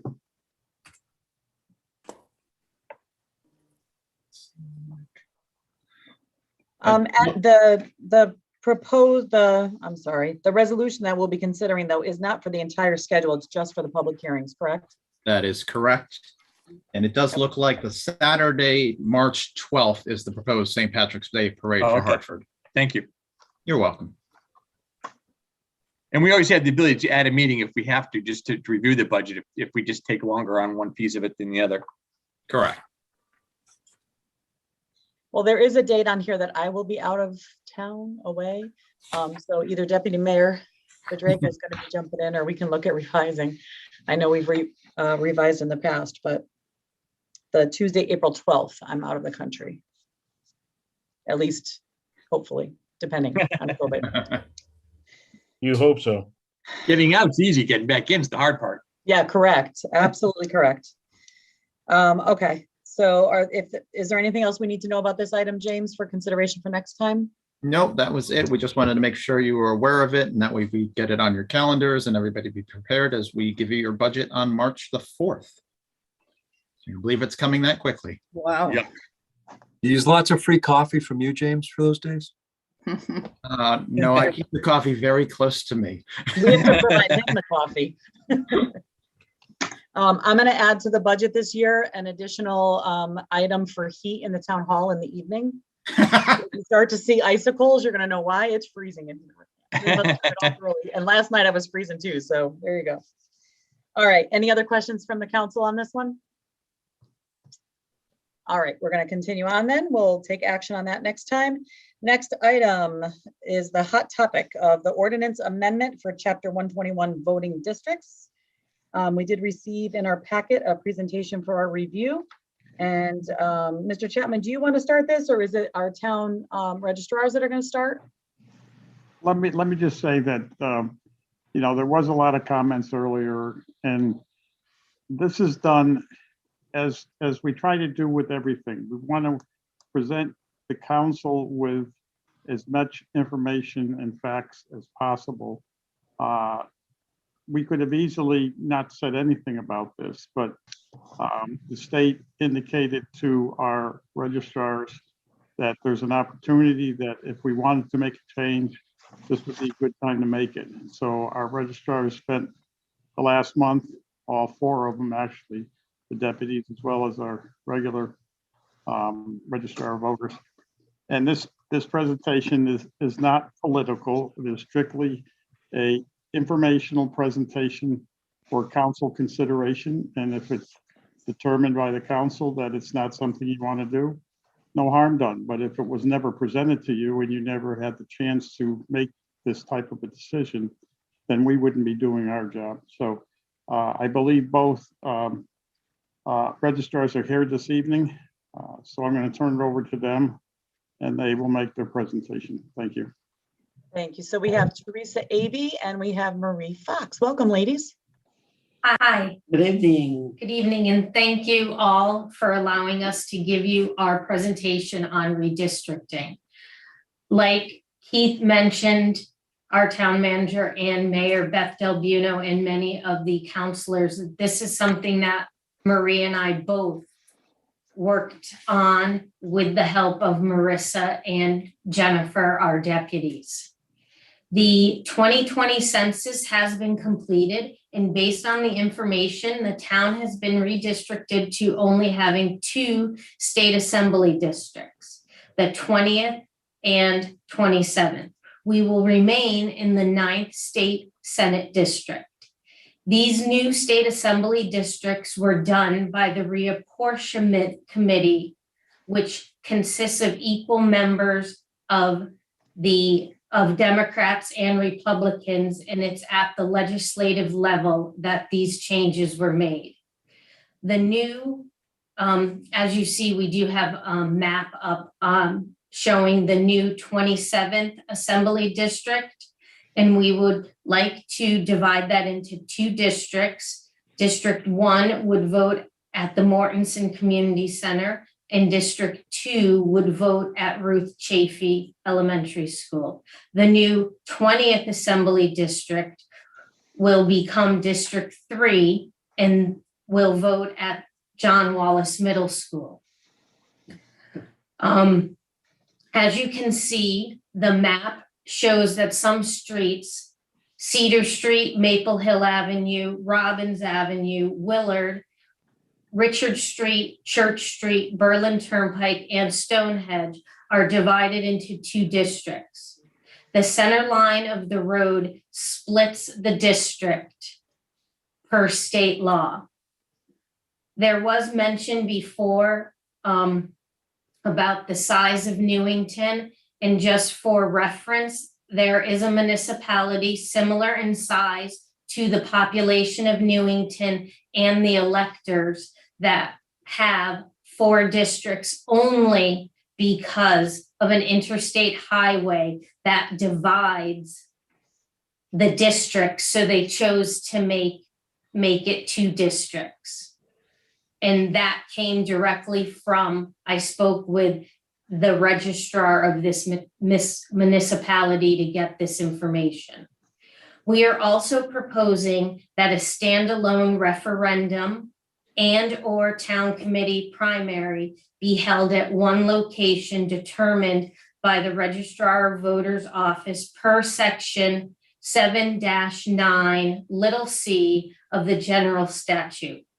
With the current 8 districts, a standalone referendum or town committee primary would cost the town in upwards of $34,000 that isn't currently budgeted.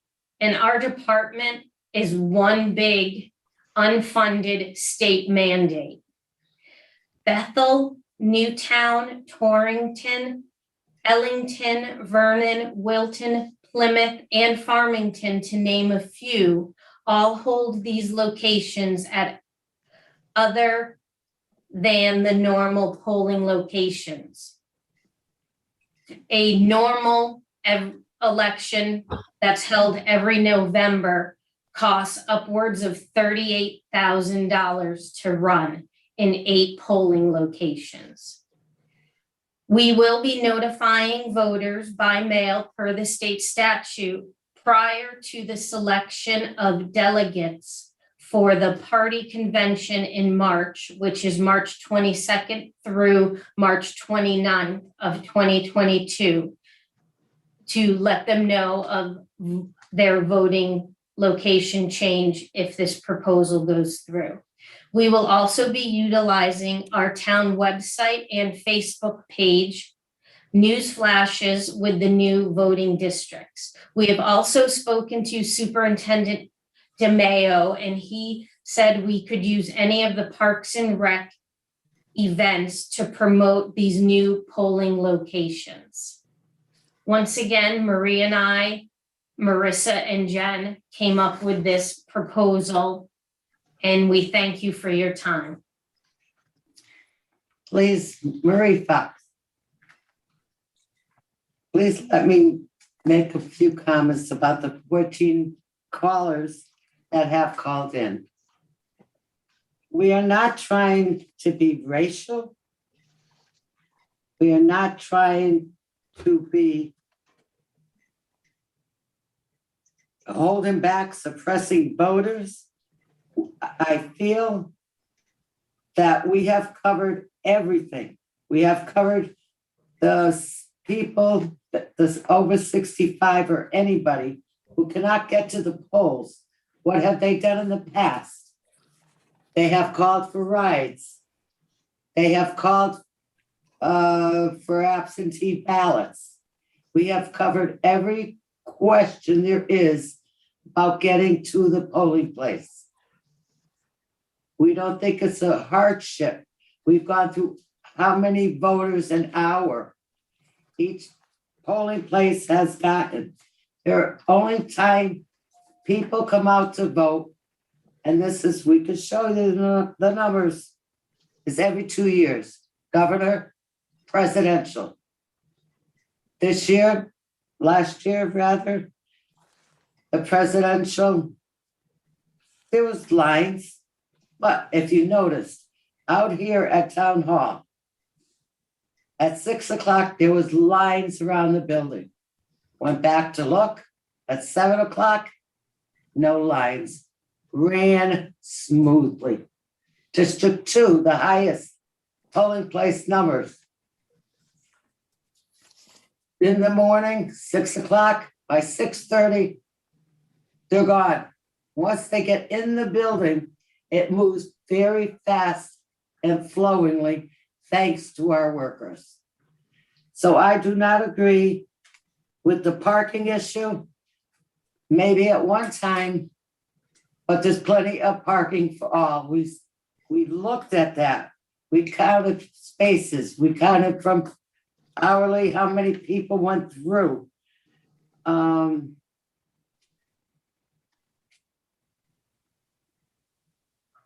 But like I said, please listen to our discussion. We did it thoroughly, I believe, for over a month. We don't make the lines, set up the redistricting. The state makes up the districting. And we're only trying to help the voters. The voters. So having trouble getting to the polls, there should be none. On election day, each party gives rights to polls. So I feel this is an excuse not to go vote. And I see voting going down over the years. I've been here 31 and a half years. And I've seen it going down every year, even though our increase in voter participation has gone up. The voting has gone down. I don't think going down to 3 is going to be a hazard to anybody. And I don't mean it to be mean to any of my voters. I love every single one of my voters. We work for the voters. We do not work politically for any political party.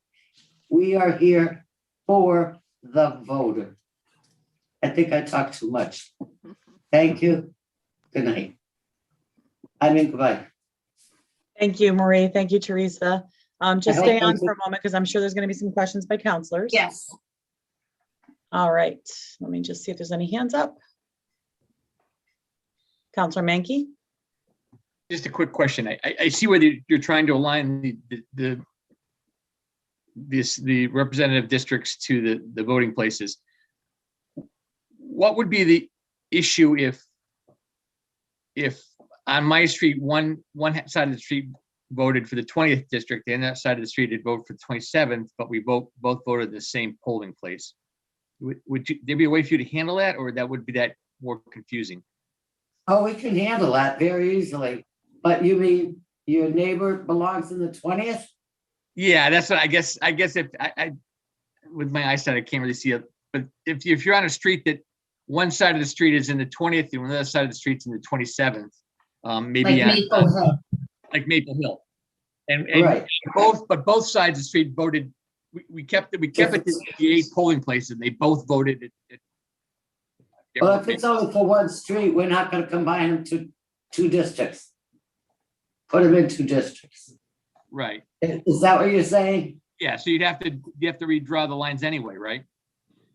Well, the lines for the assembly districts for the 20th and 27th have been drawn by the reapportionment committee. Okay. So we can't change those lines. Right. But if I lived on Maple Hill Avenue and all Maple Avenue now votes where? Part of Maple Hill would vote at Right. John Paulus, and the other side would vote at Town Hall. Okay, but as it stands now, where does Maple Hill Avenue vote? Maple Hill, part of it votes at Okay, so- District 1 and part of it votes at District 6. So it's already split. Okay, thank you. Yes. It splits down the middle of the street. Okay, thank you. Counselor Page? Well, I want to thank both of you ladies for being here tonight, first of all, especially because it's quite a firestorm, and I think you're courageous to speak tonight, and I thank you again. If I understood you correctly, is it $38,000 to run an election as we do now? Is that correct? Yes, roughly $38,000. Okay, I guess my only comment would be, because I've made previous comments and I want to make room for other folks, is if I understand that correctly, and if we have about 21,000 people eligible to vote in Newington, that's, if my math is correct, and my wife will correct me on this, but it's less than $2 a person to vote as we currently do it. I would just go on record. Thank you. I'm sorry? Thank you. I would just go on record as saying that I think for $2 a head, we're getting a heck of a deal to maintain things the way they are. And I think it's foolish that we're even having this conversation to save, what, 50 cents a voter or 25? I mean, this is ridiculous that we're having this. And that's no disrespect to you ladies. Again, I thank you very much for being here tonight. I think this is a shame to waste our time on a very bad idea. Thank you. I know you don't like that, but the $2 is cheap for democracy. Deputy Mayor Bedranko?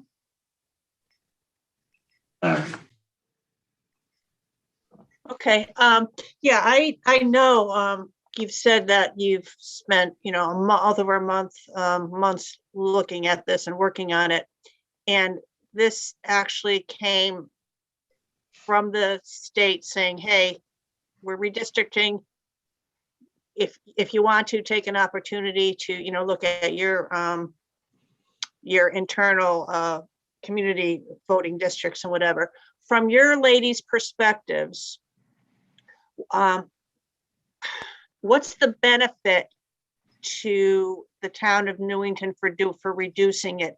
Not just in terms of financially, are there staffing issues? Are there counting issues? Are there issues in your office? I mean, I don't know. Are there benefits that are just, is it going to save money, number one? But number two, are there other non-financial benefits that will actually help the voting process in Newington? There is a staffing issue throughout the whole state every year, the Secretary of State's office sends out countless emails to people asking them if they'd like to vote. We in this office sent out not only an email to the town employees asking if any of them or if they have any family that wanted to work, but we also utilized social media and the news flashes asking for people if they were willing to work. So there is a huge staffing issue to run an election. There's over 100 people that work the polls. So by reducing the districts, you are reducing the number of moderators, of tabulator tenders, ballot clerks, and we would reduce some official checkers too. So is that primarily the reason why you decided to take advantage of the opportunity to look at our polling districts? Another reason is 8 is a lot. The town of West Hartford, which is a little bit bigger than us, they 10 years ago had 19 voting districts. They went down to 9, and they are looking to reduce even more this year because of the redistricting. Okay, thank you. Thank you. Counselor Nagel? Yes, I have a few questions. I'd like a little more information as to, and I know why in one or two cases, but I'd like to know why you chose these particular polling sites and why it came down to 3 in particular, especially because of the configuration of District 3. We had no. We chose for District 3, we chose John Wallace because Anna Reynolds is supposedly going into a renovation stage, and we don't know how long that will last. And there is considerably a huge parking issue at Anna Reynolds getting in and out. So we chose John Wallace. And we chose Town Hall and the Mortensen Community Center because it's the closest to us, and it is one of the larger areas for a polling location. And Ruth Chafee used to be the largest polling location for the number of voters, and that was the only school in the area of District 2 to house it. So thank you. So I assume there is no other location in this new District 3 where another polling station could be made closer to the north end of town? No building. There's not a town-owned building. I do know that there are some towns that pay a factory area or another business to allow them to use it for voting, but off the top of my head, I can't think of an area in District 3, and we would have to pay rent to them. Another added expense. Okay, thank you for all the work that you've done on this, whatever the final results happen to be. And I think it's very important that you pointed out about the staffing and the difficulty in trying to get staffing for the amount of polling stations that we have at the present time. And I also know that it's from those who have worked the polls that it's really a lengthy process, and you're there for many, many hours that the public may not be aware of within one day. So thank you once again. Thank you. No, I'm sorry, I interrupted Beth and Teresa. People don't know the number of hours the poll workers have. First of all, they come to a meeting before the election, which is mandatory by the state, and they don't get paid for it. For at least 2 hours. Sometimes it may take 4. The next time they come in is at 5 o'clock in the morning. They work all day till after 8 o'clock. And what I mean by after 8, some of them have to count their sheets for numbers. They must match. So they might stay till 9. I've had people stay till 2 o'clock in the morning. Yes, 2 o'clock in the morning. The registrars have worked over 24 hours in that one day. We have to get the numbers to match. No one understands it's a long day. Some people say, let's do split shifts. We've done split shifts. They don't come back. What do? You're stuck in the middle. So we're stuck at 14 hours a day or more. I want that to get noted to the public. I might be throwing some off now. They say, oh, I don't want to work anymore. But the people have a good time. They look forward to it. They say, oh, can I work with so-and-so? If so-and-so works, I'll work. They develop a family. They enjoy themselves. They say the day goes by fast. And let me tell you, most of the people are over 60 years old at work. And they love it. So I'm sorry to interrupt you again. I'm not with these hearing aids. I can't tell who's talking. That side or that side. So I'm sorry.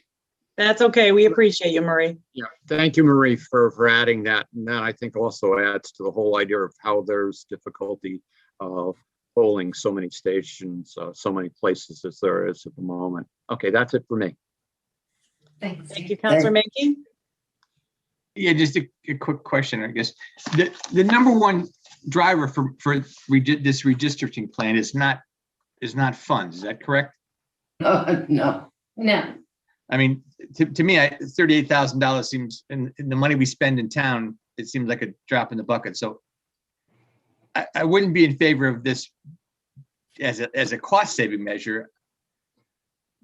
But I also hear that you're having trouble getting staff to man 8 polling places. Is that correct? Correct. Very hard. And so if you don't get enough staff, then what would happen?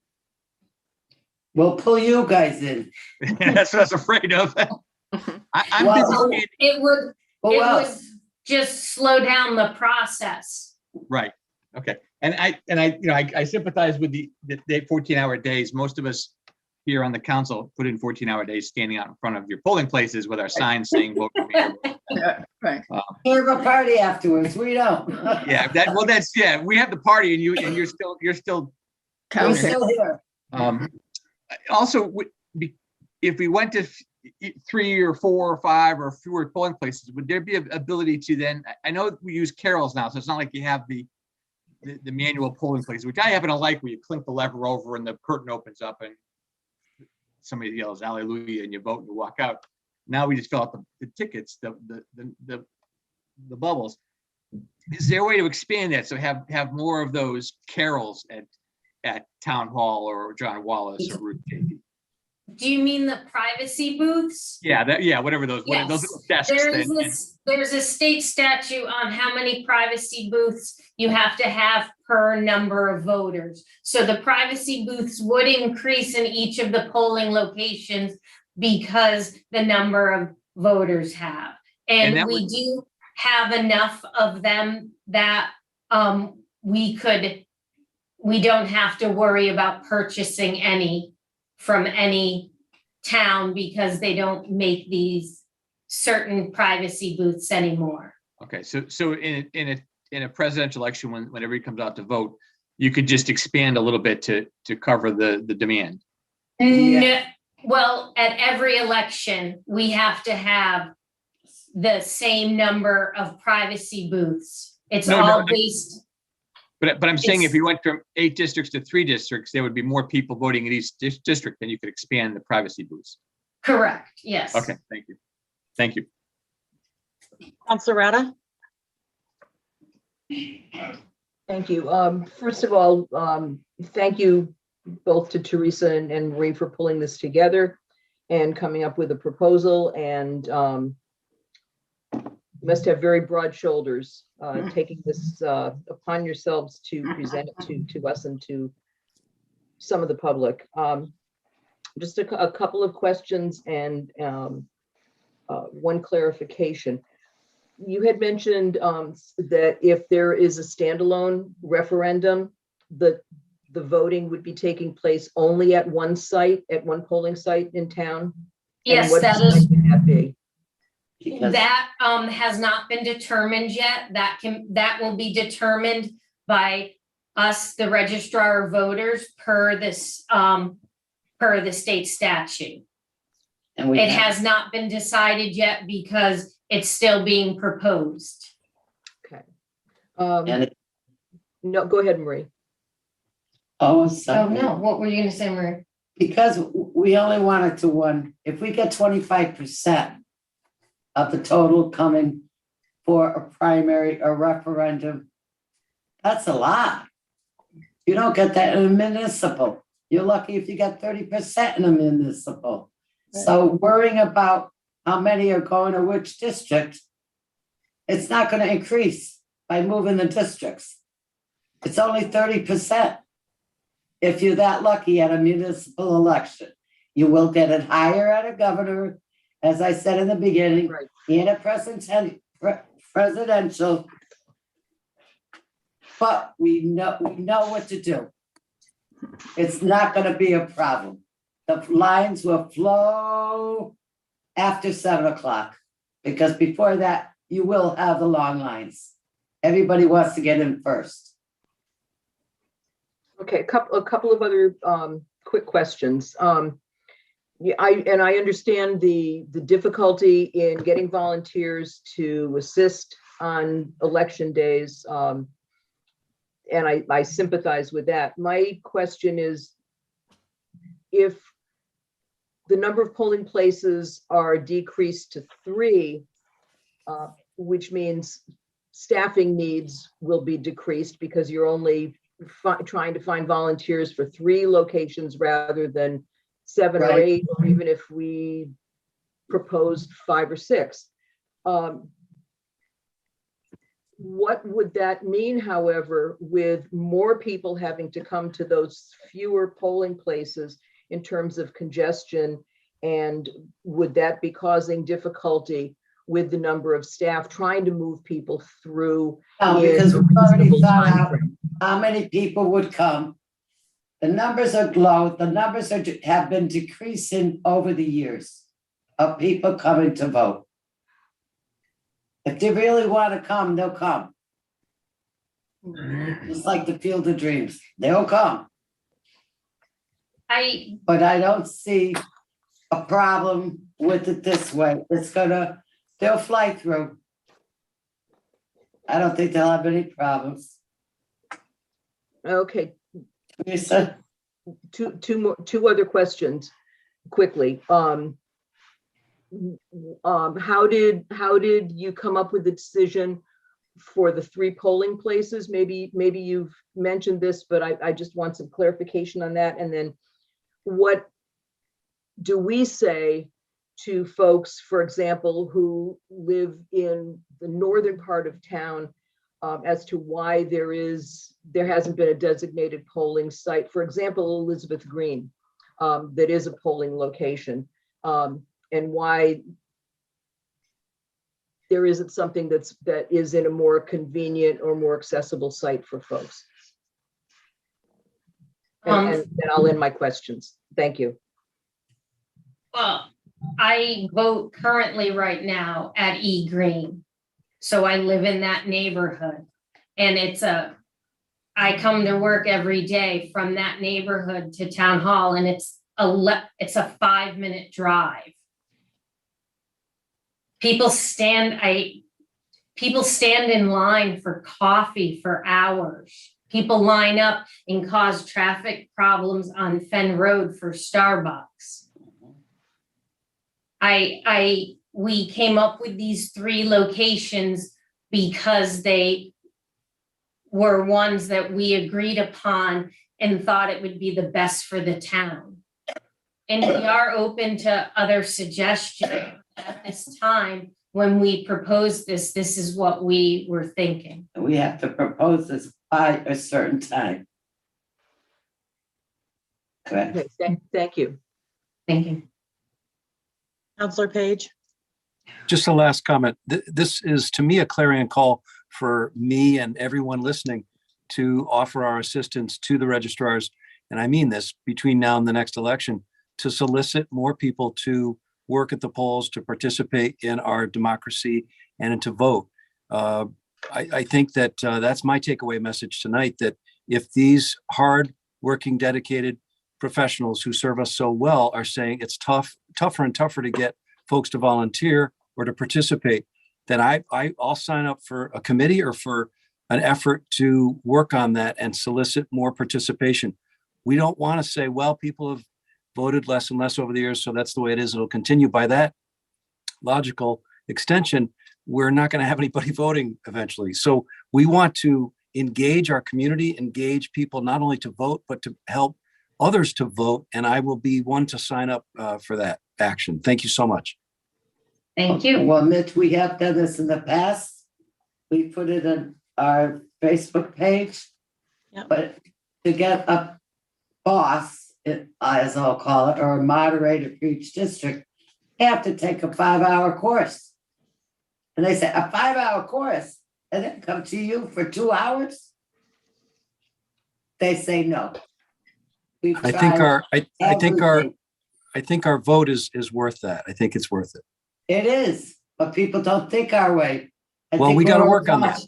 We got to support you. You guys I've need been our support. working on it for 31 years and it hasn't happened yet. I respect that. I That's get why it. you need I our get my- support. I get my workers, however, talking on the street. You That's deserve our right. support. Thank you. Thank you so much. You're welcome. Counselor Mankey? I realize it's just a kind of a first blush at this, and this is the first time the council has even looked at this. So I appreciate the calls from the public, but to think that this council is trying to suppress anybody's vote is not the case. We're just trying to deal with the realities of what we have. I just want to make a quick comment. The 3 places you proposed here, I like because they all have sufficient parking. I also voted at E Green, and in the last couple of elections, I've stood at E Green holding my little sign, or our little sign, or somebody's little sign, and the parking there is atrocious. Whoever I'm there with, my counterpart sign holder, we almost can take bets on who's going to get rear-ended over who, because it's a terrible parking spot. Anna Reynolds is a little bit better, but the ones you locate here at least have ample parking. I appreciate that, and I appreciate the fact that you've taken a while to look at this. Maybe we look at it and we tweak it a little bit, but I appreciate the effort. Thank you. Thank you. Deputy Mayor Bedrejko? I was wondering, I know there were several comments from the public regarding the elderly and the handicapped, and it did get me thinking a little bit. I know both parties have a number where you can call and get a ride to the polls, but a lot of the cars are not suited for somebody who's handicapped. Like maybe they can't fit a walker, or they can't fit, or the seats are too high or the seats are too low. I had that issue with my mom. All cars do not fit all handicapped or elderly people. Is there a way that the town, what do you call it, dial a ride, or one of the mini buses on voting day can be made accessible and circulate, and so that type of a vehicle would be made available to the elderly or the handicapped, so that we can eliminate that issue? I would guess we could check with the senior center to see if we could make arrangements, and then if we could, we would publicize that, even asking the senior center to make phone calls saying that there are rides being given, and they would give us their names and we would make arrangements that way. Yes, so that's all possible. I know And that there's now they are being available on election day. Pardon? Excuse me? They are being used on election day. But not everybody wants to use them because the dial ride doesn't stay for people. They drop them off and they say, I'll be back in 20 minutes.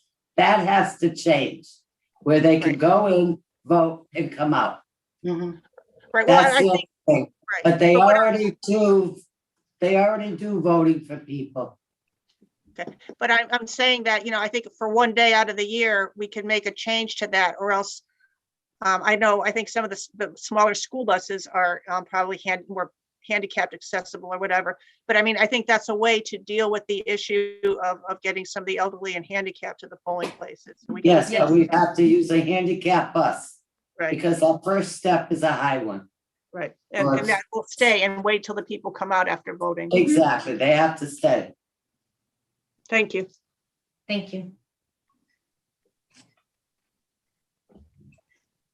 I just wanted to say, first of all, thank you, because the way I view this, one of the other counselors said that this was a waste of time, and I absolutely disagree with that, and I would reject that opinion, because the only way we come to move the town forward, to come with ideas that will advance us, are to at least discuss them at the table. And so this proposal may be perfect and it may not be perfect, but the only way we're going to vet that is by talking about it together, and by hearing from the public what their thoughts are as well. So I am thankful that you spent as much time and as many hours as you did bringing this to us for our consideration. You saw an opportunity with the redistricting of the state to look at new options and opportunities for our town. So I'm pleased that you brought this forward for our consideration. I'm looking at our memo and I'm noticing that in order to move forward, the next step would be to move this to our next agenda. And we would have to, because this would be an ordinance change, it would require a public hearing. The proposed date for that would be February 8th. So that's something to keep in mind, counselors.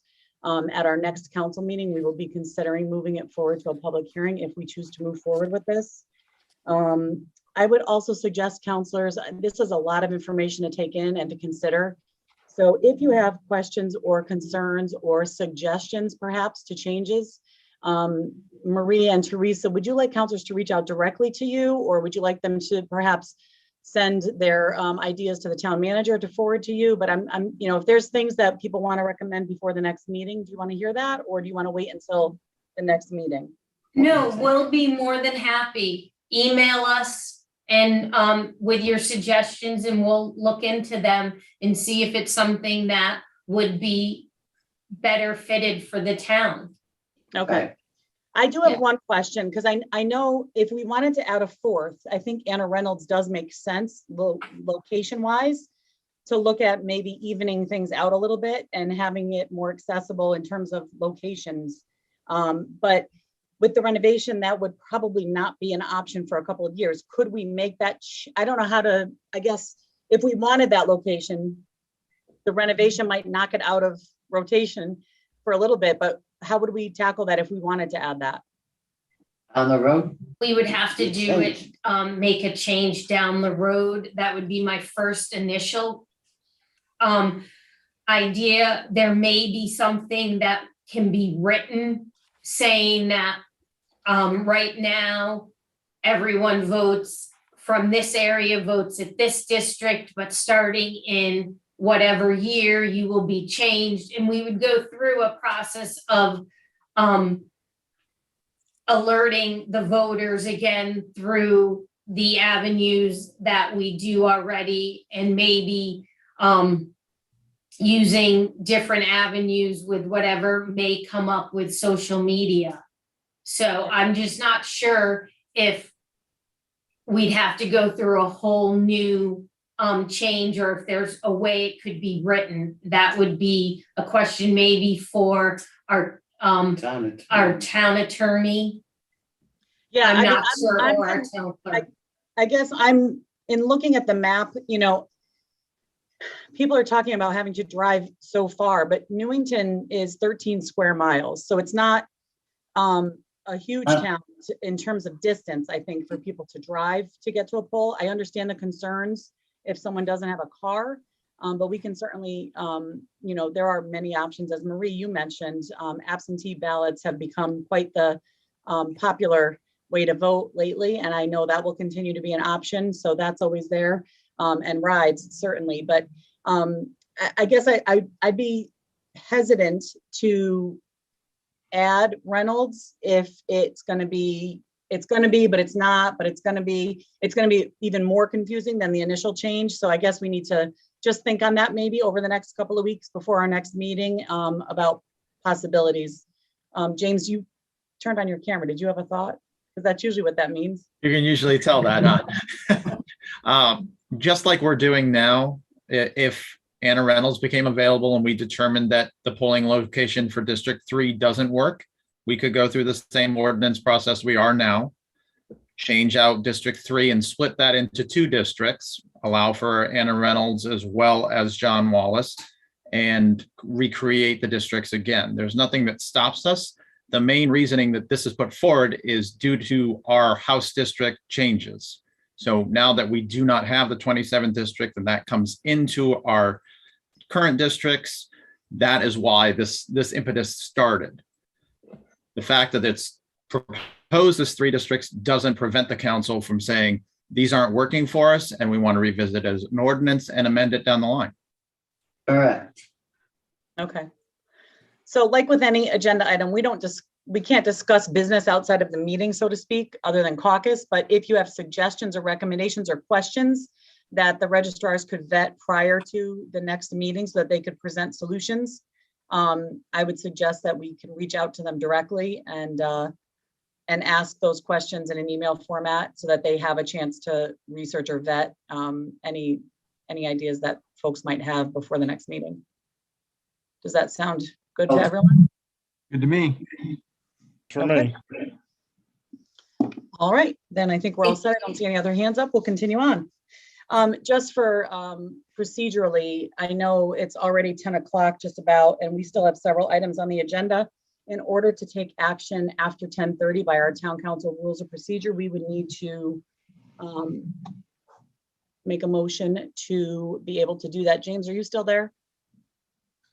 I am still here and you are correct. So we do have at least 1 bid waiver request. And then we do have 2 appointment resignations as well as our taxes and minutes approval. So if the council wanted to move those up for action at this point and then take up the rest of the agenda afterward, that would be appropriate. Oh, okay. So we can move those now, even though we've done the approval of the agenda. I wasn't certain on that. You're in a regular meeting, so you do have the ability to adjust your agenda as necessary. Do I have to entertain a motion to do that? You will. Okay. So counselors, I would be looking for a motion to move the action items of 8H and 9A and B, as well as item 10 forward on the agenda to take action on those prior to 10:30. So moved. Second. Who moved it? I'm sorry, guys. I had my screen. I did. Thank you, Kim. Counselor Rada. Motion made by Counselor Rada, seconded by Sharon. Counselor Braverman. Thank you. Any discussion on that? Chief Clerk's probably cheering in the background because at least you might save a few minutes.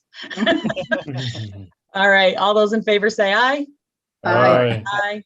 Any opposed? All right, so we're gonna move on.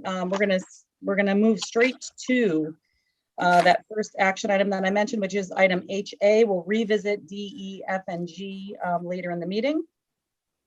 So item H is a bid waiver request for the body worn cameras. I'm sorry, I'm just gonna take a moment to find it in my packet because we're going out of order a little bit.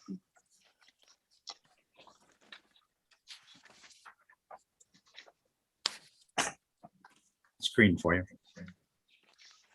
Oh, I can't see that. I have old eyes. Come on now. All right. Who wants to start with this one? Is it the chief or Mr. Chapman? Who wants to start with this item? I'm just turn it right over to Steve. Okay. Okay, as we all know, the police accountability bill requires all police departments by July 1st of 2022 to have body worn cameras for all police officers. So if you perform a law enforcement function, whether you're a patrol officer or myself as chief, you have to wear a body worn camera. So yes, I will be wearing a body worn camera because I perform a law enforcement function. We currently have WatchGuard in-car cameras. We're on our 6th year with those. So what I'm looking for is a bid waiver because we want to use the WatchGuard body worn cameras because they'll integrate with the in-car cameras. Give you an example. When you activate the lights and siren of a cruiser, it automatically activates the in-car camera. With the WatchGuard body cameras, just merely activating the lights and siren will also activate the body worn camera. So we'll integrate with the in-car cameras, work in concert, going to a call. You'll have the officers video from the body worn camera as well as the in-car camera. What we've worked on is a lease, a 5-year lease with WatchGuard. When the original grant came out from Office of Policy and Management, it was for the purchase of body worn cameras. They didn't have a leasing component to the grant. So we worked with our legislative delegation in OPM on getting a leasing program. So they approved that, and the benefit of the leasing program with WatchGuard is it'll take, it's a 5-year lease to own. So we'll break up those payments. It's $206,000 for the purchase of 55 body cameras and equipment. So we'll break up those payments into 5 years. But also the benefit is if a body worn camera were to get broken or lost, they'll replace it at no cost during that 5-year leasing period. So there's the benefit there. OPM is offering a 30% reimbursement for the 206,000. So that works out to be about 60,000. A distressed municipality, which would be an urban center, gets 50%. We're not a distressed municipality. We're eligible for 30% reimbursement through the grant of OPM. So again, I'm looking for a bid waiver so we can buy or lease the body worn cameras through WatchGuard because they'll work in concert and integrate with the in-car cameras that we already have. Okay, and council, just for my understanding, Chief, you need us to take action on this evening also, correct? Yes, the sooner the better. We want to get this off the ground. As I said, we have to have the body worn cameras in place by July 1st of 2022, based on the Public Act for the Police Accountability Bill. Okay, so there's 2 types of waivers we're looking at this evening. We would need to waive the council rules to take action this evening because typically we have new business and it would move to old business for our next meeting for consideration. So we'll have to waive the rules to take action this evening. And then what we are taking action on would be a bid waiver so that the department can go ahead and get the equipment that's already compatible and works with what they have versus having to go out to bid and consider other options. Okay. Sounds good. So the first thing we need to do is the resolution to waive the rules to be able to take action this evening. Councilor Donohue? Sure. Resolved, the Newington Town Council, in accordance with Section 11 of the Town Council Rules of Procedure adopted February 11th, 2020, hereby moves to allow action on agenda item 8H, to waive the bidding required for the purchase of the body worn cameras and necessary software. Second. Thank you. Seconded by Councilor Mankey. Sorry, guys, my screen is all over the place tonight. All right, discussion on the motion to wow, waive the bid, sorry. Let's do it. Okay, I don't see anybody's hands up. I will say this makes sense. I know we are hesitant to waive bids. We've done it on a few occasions in the past, and actually the only ones I can remember are specifically related to public safety. So either with the police or with the fire for needs that we're trying to make equipment compatible to what they already have. So those are the only instances I can actually think of in my tenure. So yeah. All right, so we have the motion on the table. There's no other council hands up, so we will go ahead with the vote. All those in favor say aye. Aye. Aye. Any opposed? Motion passes. James, I just wanted to clarify, we just made the resolution to Just waive the rules. waive the rules. So now we have to take the next action is to actually do the motion, correct? Right, Correct. and then we You'll need take public participation. Correct. I still get stuck on that. I appreciate you. Thank you. All right, folks. Councilor Rada, do you want to do the next resolution? Sure. Resolved. This is whereas the town council has the power under section 814 of the Newington Charter to waive the process of procuring sealed bids, and whereas town personnel have determined that the acquisition of body-worn cameras and management software is an important matter of public safety for the town of Newington. And now therefore be it resolved that the town council hereby grants a waiver for the requirement of sealed bids for the procurement of body-worn cameras and evidence management software for the Newington Police Department. And be it further resolved, the bid waiver to WatchGuard Video of Allen, Texas is granted based upon the supplied quote ID WEV 023203 dated June 17th, 2021. Second. Thank you. Seconded by Councilor Nagel. Any further discussion on this? Kim, I just want to say you had a lot less whereases than I did earlier. Just the luck of the draw. All right, I don't see any other hands up, so I think we can count on this one. All those in favor say aye. Wait, do we need public participation? You're right. Thank you, Tim. Council rules, we need to offer public participation when we waive the rules. So I will look over to our public participation window. If any member of the public wants to address the council related to the motion that's on the table now, you may do so by raising your hand in the participants window or by doing *9 if you're calling in. I'll just give it a few seconds for people to navigate.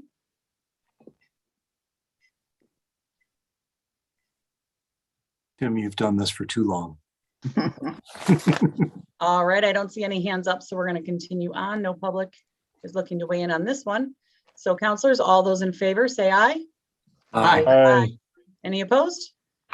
Motion passes unanimously. All right. All right, let's continue on then to the next one that requires us to take action this evening, which would be under resignations and appointments. Item A is appointments to the Board of Ethics. I believe, Mr. Chapman, do you want to speak to that first, and then we can have someone? Sure. You know, I was made aware that the appointments that had been made previously had been, we'll say, had terminated because of the timetable involved there. The Ethics Board Commission has not met in quite some time. So what I did is I contacted, I was able to contact 2 out of the 3 members that were on the committee and sought whether they would like to continue on. And these 2 individuals indicated that if the town was willing, they would continue to serve. So I don't know these people, but they were already on the commission in the past. So they both agreed that if you want them, they are here to serve. Okay. And so these are the appointments this evening are as established by the town code.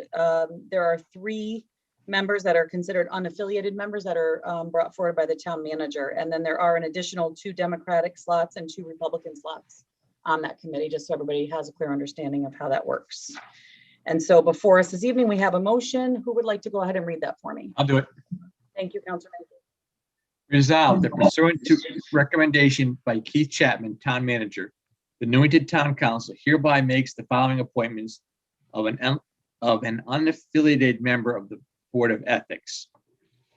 Robert Gerald, 37 Turkey Hill Road, party unaffiliated, term 1/11/2022 to 11/30/2024, reappointment, self, de facto term.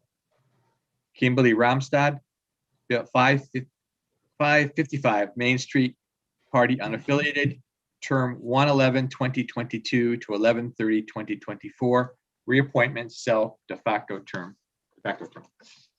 Thank you. Is there a second? Second. Seconded by Counselor Page. Any discussion? Hearing none. All those in favor say aye. Aye. Any opposed? Motion passes unanimously. Thank you, folks. The next actionable item this evening is the resignation of Robert Rio from Economic Development Commission. We have in our packet his letter of resignation, as well as a motion to accept the resignation. Who would like to go ahead and read that for me? Counselor Page? Resolved that the Newington Town Council hereby accepts the resignation of Robert Ryu as a member of the Economic Development Commission in accordance with email correspondence dated January 4, 2022, and effective immediately. Second. All right, motion made and seconded by Counselor Braverman. Any discussion on this resignation? Hearing none, all those in favor say aye. Aye. Aye. Any opposed? Motion passes unanimously. Thank you. Okay, and then let's see. Those were the only three that we mentioned when we made the motion to move items forward, correct? Correct. The taxes. The taxes and the minutes. Okay. So items 10 and 11. I did say 10. I'm not sure if I did 11 when I made my motion.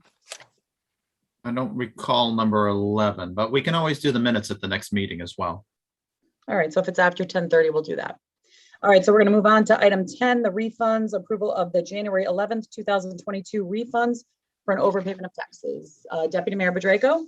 Resolved that property tax refunds in the amount of $4,535.08 are hereby approved in the individual amounts and for those named on the requests for refund of an overpayment of taxes certified by the revenue collector, a list of which is attached to this resolution. Thank you. Is there a second? Seconded by Counselor Nagel. Any discussion on those? Hearing none. All those in favor say aye. Aye. Any opposed? Motion passes unanimously. All right, so we're into the normal order of the agenda at this point. So the next item we were on was item 8D, which is acceptance of the grant award affordable housing plan grants. And let me just move back here. So our previous town planner, Craig Minor, had prepared and applied for an affordable housing plan technical assistance grant through the Connecticut Department of Housing. The town was awarded the grant funds in the amount of $15,000 for the completion of the plan. That plan was formally adopted on May 25th, 2021. To date, the town has not supplied the required notice of grant award and request for payment. So we have received an amended grant award form that has been extended to March 31st, 2022. Mr. Chapman, do you have anything else to add to that? No, I think it pretty well outlines what we're looking to do. We just want to make sure that we pay back whatever we need to. And for whatever reason, I think it was because of change in personnel, this was somewhat overlooked at the time. So we're just making a correction here. Okay. And so the extension went to March 31st, 2022. So any request for payment would have to be, would require a submission of a resolution approved within 30 days. So as long as we take action on this at our next meeting, we should be good, correct? Yeah. Okay. Any council comment or question? Seeing none, we'll move that to our next agenda. And we will continue on to discussion to initiate charter revision process. Wow, I almost forgot this was on tonight. This agenda was a bit weighty. All right, so the council had discussed this previously but it was prior to the election in November. So we wanted to make sure, bring it forward so that it can go through the proper, at least 2 meetings to discuss what we know to be true about charter revision and getting together a commission to consider it. James, do you want to give a brief overview for the new folks? I certainly. Thank you. So in roughly March or April of last year, I believe it was, we started the discussion on a review of our town charter. It got to be more of a hot topic and we chose to hold off on it for a while. We're bringing this back now. There are some things to look at specifically. Ironically, as I was looking through an item that somebody had contacted me about, I actually found some language that didn't quite make sense. So we do have a few department heads that have also supplied information. So town charters are one of those touchy situations where when a board goes to make a change to it, everybody assumes it's always political. It shouldn't be. And if suggested changes happen, maybe it won't be for our next one. But the legislature went and changed home rule ordinances to allow towns to make their own changes versus going through the legislative process at the state. So our last time that we did this was in 2012. There were some substantial changes that were made, not as many as we would expect, especially considering we've been under a charter form of government since 1966. We've had, I believe, memory serves, 5 or 6 charter commissions. So when we talked about this originally, it was to propose a 5-member board, which is what we've done in previous years. It allows a much faster process and an easier discussion between the board and relative to items. There are some limitations to how that board can be made up. One of that being there's no more than 1/3 of public office holders and no more than 3 from one political party. So those are things to think about as we're getting closer to creating the commission and looking for appointees to that commission board. One of the larger duties the council has under this specifically is you need to supply to that commission a charge, whether it's you want them to look at every single thing, or you want them to look at financial processes, or you want them to think about adding a section. Those are important pieces for the council as a direction to that board, but that does not preclude that board from looking at every single piece of your charter.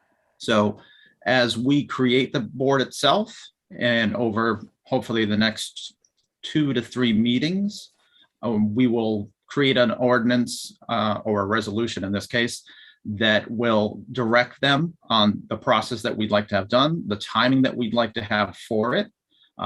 Maybe we want them to bring you back a draft report of the basic charter within the next 3 months or 6 months. The process can take up to 16 months, but it doesn't have to. Once they're created, once you've given them a charge, then they have 2 required public hearings. The first one is to receive public input from the residency. So all of the electors come in and they talk about what they would like to see, what they don't want to see. They didn't like how this was worded, whatever it may be. Once they incorporate all of those questions, comments, changes that the public has given to them, then a draft report of the town charter and the proposed changes will be created. Once that is ready, the commission will hold their second public hearing to receive comments on their what we'll call the draft report, which will eventually be supplied to the town council for your review and acceptance, at which point the council will need to determine when you would like to send that to referendum. And that will depend on how close we are to an actual election date, or if it will be its own standalone referendum.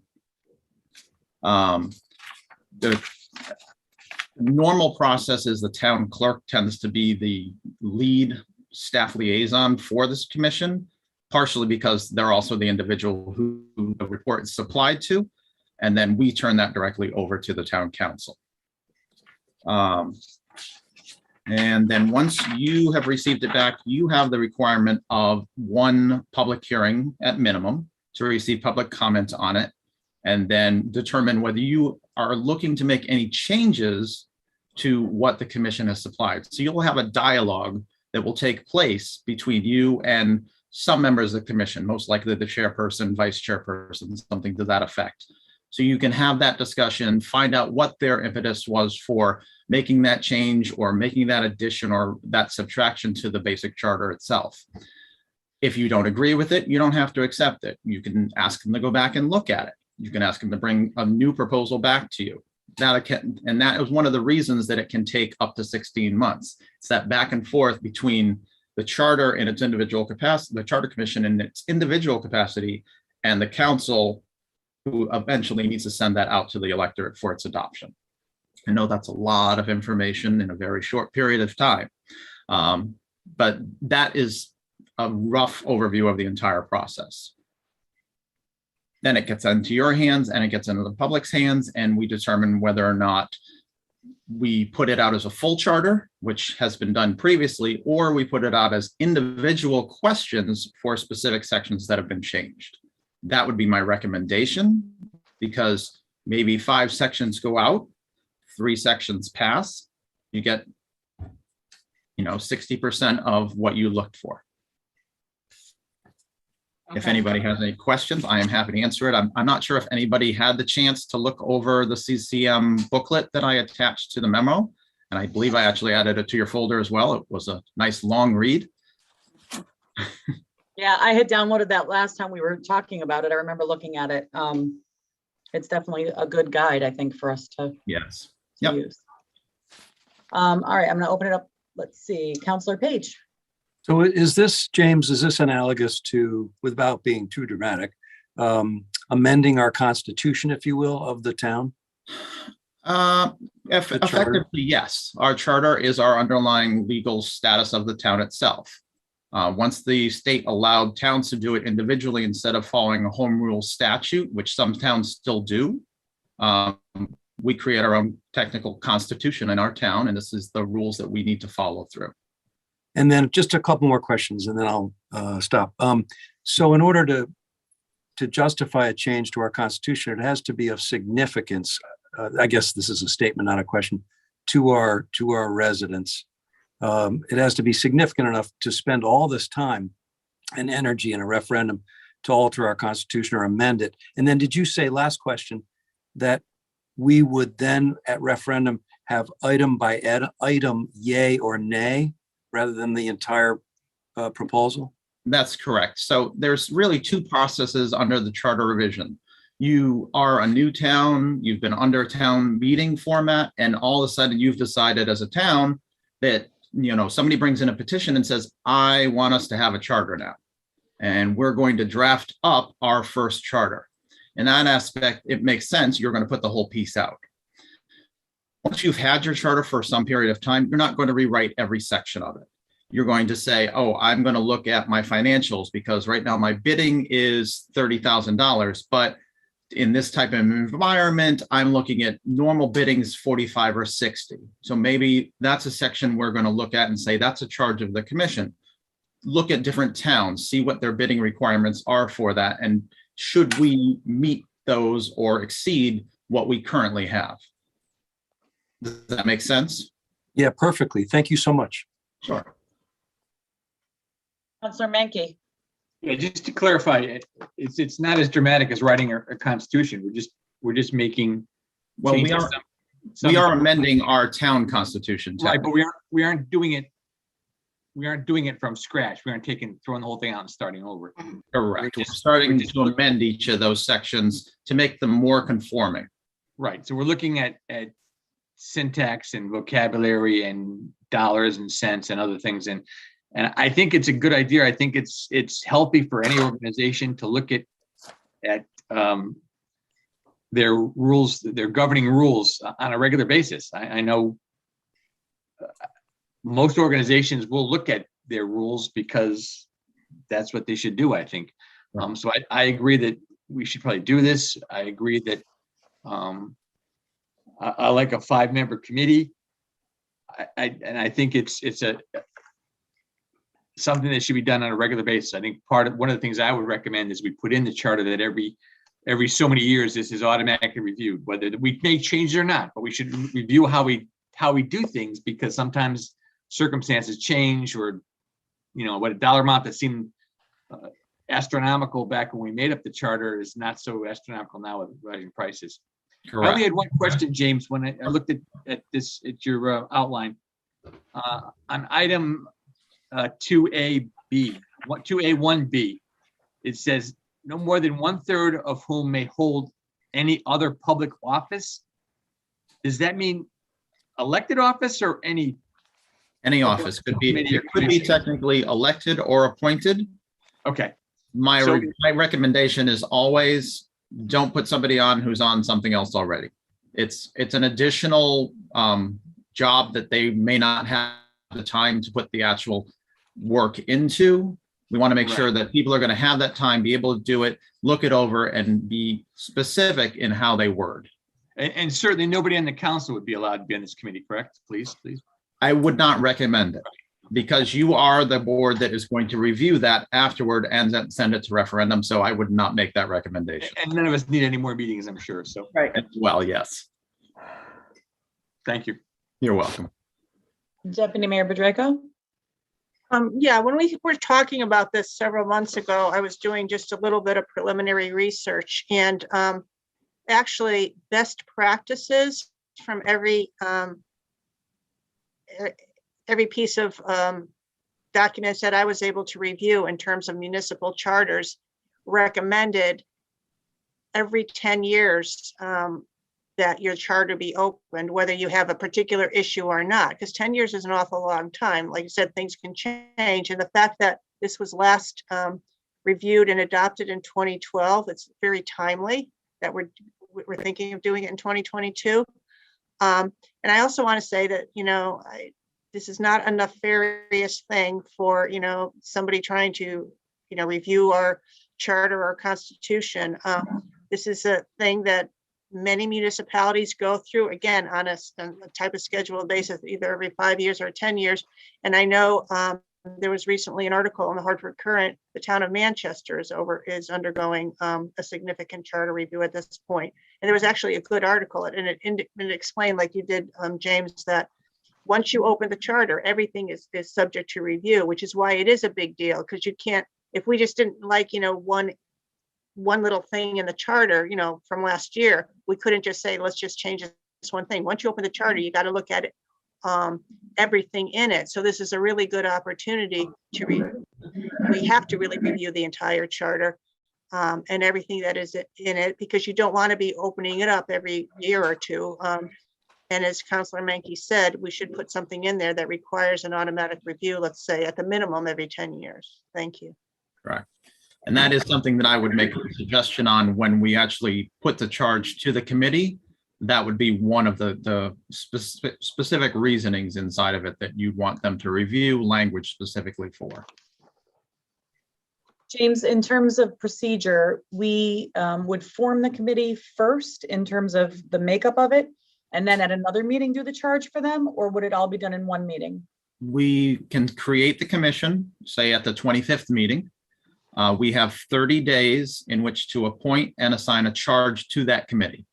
So up to the 20, if we were to assign them as a committee on the 25th, we would have up until February 24th to appoint membership to it, which would meet our February 22nd meeting. So that would be 3 meetings out from this current one, which would give us time to find individuals who would be interested in serving on it, determine the actual charge to place to them, and put that resolution forward and approve it. So that resolution, if we put it forward, we could look at the draft on the 25th and approve it on the 8th or the 22nd. Okay. I know there's a lot of dates in that. It's hard to keep all that timetable together. I actually am writing up a piece to sort of tie it out for everybody, and I'll supply that to all the council members in their folders. Thanks. So I know that for Kim and Mitch, because you guys are newer, we had discussed this and we already had some ideas in terms of what we thought needed to be looked at in terms of a charge. Some of the things that Tim mentioned, like realistically, the financial aspects of the charter need to be looked at. There have been some questions in the past about charter language regarding special appropriations and that kind of thing. So that might be language that we want looked at specifically. And then just in general, tweaking the language to meet today's standards, is the general charge, I guess. And then the idea of perhaps adding something to indicate that we should do this every 10 years or 8 years or 12 years, whatever the commission were to bring back to us, to make sure that moving forward, it's not viewed as political. It really just has to happen at that whatever year mark. And it would just be a normal order of business instead of being politicized and being, looked at that way. So that would be one of the things we'd be wanting to add to the charge. So I would, just a suggestion, I know sometimes when we work on something like this, minority and majority leaders will kind of get their lists together from their caucus of ideas that they want looked at and exchange lists prior to the meeting so that we can all kind of review them and then have a robust discussion next time to make sure we're moving in the right direction. So that might be something that Mitch and Tim, if you are in agreement, could work on just compiling those lists from each caucus and bringing them to each other so that we could do that. Would that be agreeable to you too? Yeah, Mitch, I'll have my people call your people. We'll set up a meeting. Sounds good. Okay. Any other questions for this evening for that one? Okay. We will move that to the next agenda. Thank you. No problem. All right. And Chief, I apologize. I didn't realize you still had to stay for this one too. So the next item is the job description for Deputy Police Chief and A11 position. Keith, do you want to start? Do you want the chief to start? Yeah, it's getting late, so we'll move right to the chief on this one. Okay, this is a temporary position. As we did earlier tonight, you recognize 3 sergeants that retired. So I have 3 sergeant vacancies. I have a lieutenant that's retiring in a couple weeks. So that's 30% of our supervisory staff that we've lost. So what I'm looking to do is create a deputy police chief's position. And that position would be filled by Lieutenant Miano, who is slated to retire at the end of this month. So for several months, what I'm looking to do is make him the deputy chief and to assist me and to assist the other supervisors. We're hiring a lot of new officers, inexperienced. We're going to be promoting some new sergeants. We're going to be inexperienced. So we all know that when you have that type of inexperience, you need closer supervision. So basically, he's going to fill a void for the next 6 months to boost our supervisory ranks that we've lost. He agreed to stay on as a deputy chief. He'll assist me. He'll be working on the body worn cameras, the changes in policy and procedures, recruitment and hiring, and even having this position, we're still going to be without a lot of supervisors. So it's going to require us existing supervisors to pick up the workload. The workload is increasing and the staffing is decreasing because of just the difficulties of finding qualified applicants, and not to mention the workload from the police accountability bill with all the new programs and the policies and the training that we have to adhere to. So it's just basically fill an existing void. It's temporary. We can absorb it. We're not looking for any new expenditures. We can absorb the salary based on the vacancies that we have now. And then for the future successive planning, upon my departure, we can have this position, how the council chooses to fill the next chief. My recommendation would be to make him a deputy chief, he or she work with me for a period of 6 months, transition, and then take over as chief. So it's really twofold. It helps us now, but then down the road for successive planning, we have this in place. The job description is already there. We don't have to recreate it. We can tweak it, change it, but it's just it's a Band-Aid approach right now to a supervisory issue that we're experiencing due to our staffing levels. Thank you. Questions, Deputy Mayor Bradraco? Yeah, Chief, I think this is a great idea, creative on your part. And I'm also, thankful that Lieutenant Miano has agreed to, if this position is approved, to stay on. You're in a staffing crisis now. And this is just a great way of kind of, a bit thinking outside the box to react to a situation in need. So I fully support it, and thank you and Lieutenant Miano for trying to move this forward. Thank you. Councilor Menke?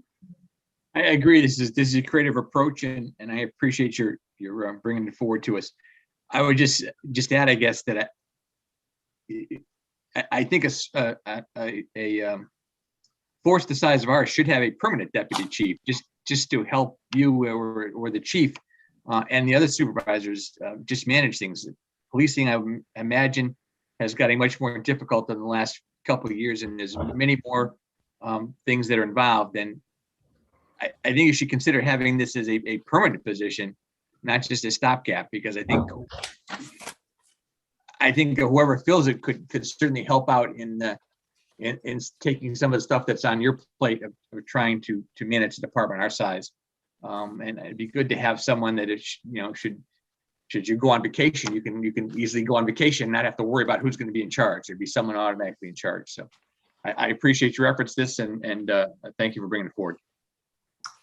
Thank you. Mark that down in your budget notebook, Tim. I did. Councilor Page?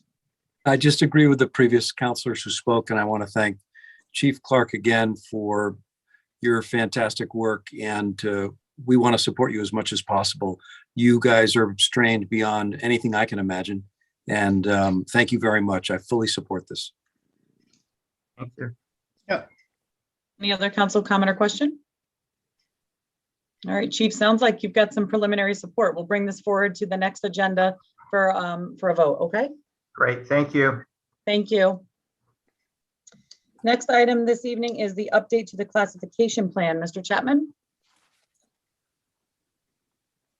Yes, this is a plan that is updated on an annual basis based upon the authorized increases that the council sets each year. They usually fall in line with the collective bargaining agreements that we have. And this is just to update the current one. And what it provides is the minimum and maximum pays for range for each position in the administration of the general government of the town. It's a standard operating annual event, so it's nothing drastic. We did add in the two positions that we talked about tonight into this plan, and we just want to get it in place and just have it on the record. Okay, thank you. Any council questions? Just a comment, if I may, Mayor. Mm-hmm. I'm not looking for a discussion, just for social workers.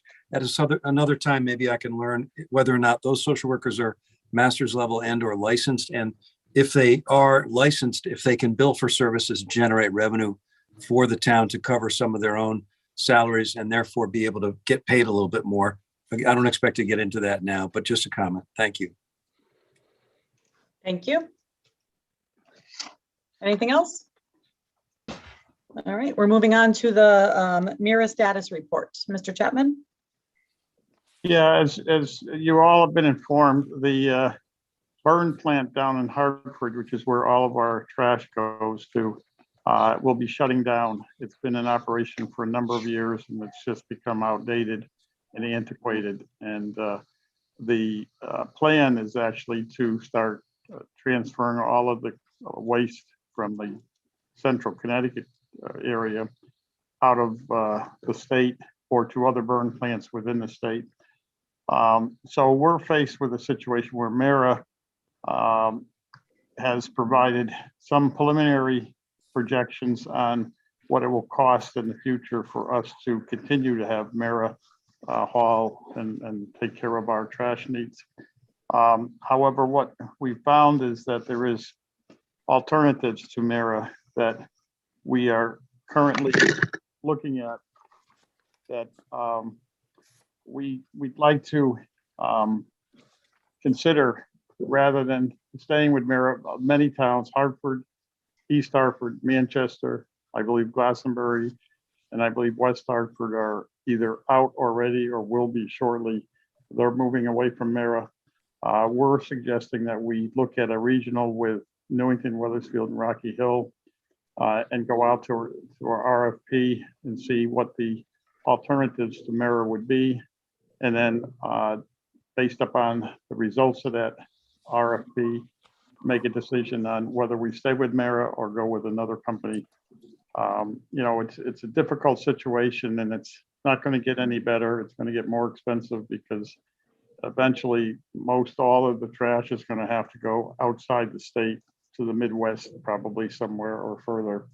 And the cost of transporting this material is going to continue to rise. So we anticipate we're going to have an increase coming into next year's budget. We just don't know how much. We want to kind of get that fixed amount through this RFP, so all of the 3 towns can be budgeting appropriate amounts of funding to handle the trash and recycling that we currently are creating in each of the 3 towns. Okay. So what we'll do is we're going to try to go out to RFP within the next 2 or 3 weeks and get those results back. And then by the end of March, we make a decision on where we're going to go or who we're going to stay with. And we may the RFP will indicate that any one of the 3 towns that they determine it is not in their best interest to stay, then they will be able to break off and go on their own, as we will be able to do. But we really need to get this going, and I've been in contact with several other alternatives that have an interest in Newington's trash. So we're not at the end of the line here by any means, and we do have some choices that we can make. Okay, so you're gonna do the RFPs, put it out, and then once you get the response, you'll bring forward to us for action, correct? That's correct. Okay. Deputy Mayor Bedrejko? Yeah, first of all, I think I would hope that our state legislators, this is a state issue. It's not a Newington issue, it's a state issue, and it's going to come and bite Connecticut in the butt very, very quickly. But second of all, I just have a question. It says that our contract with Mira runs through June 2027. So what does it entail to break the contract? There's going to be coming forward from Mara an opportunity for us to remove ourselves from their program. And that decision will have to be made this late winter or early spring. That's why we want to get the RFP out, because all the member towns will have an opportunity to choose whether they want to stay with Mara or opt out, because the whole process is changing and the costs are going to be significantly different than what we anticipated going through 2027. So Mayor has recognized that it's got to at least give all the towns the opportunity to choose to go to another vendor. Okay, thank you. Councilor Nagel? Just to support what Keith has been saying, being the liaison to CROG, this has been a bone of contention with all the areas that are in CROG. There's some 20 some odd in the area of Hartford, all facing this situation. And as Keith has pointed out, some have already opted out. And so it is a major issue that the sooner we resolve it in some way, whether it's to stay with Mira or to go somewhere else, should be handled efficiently. I'm glad to see that Keith is taking the reins to try to get some resolution for us, even though we may not like the cost of whatever the result may happen to be. There aren't any good alternatives that are economical. Thanks. Thank you.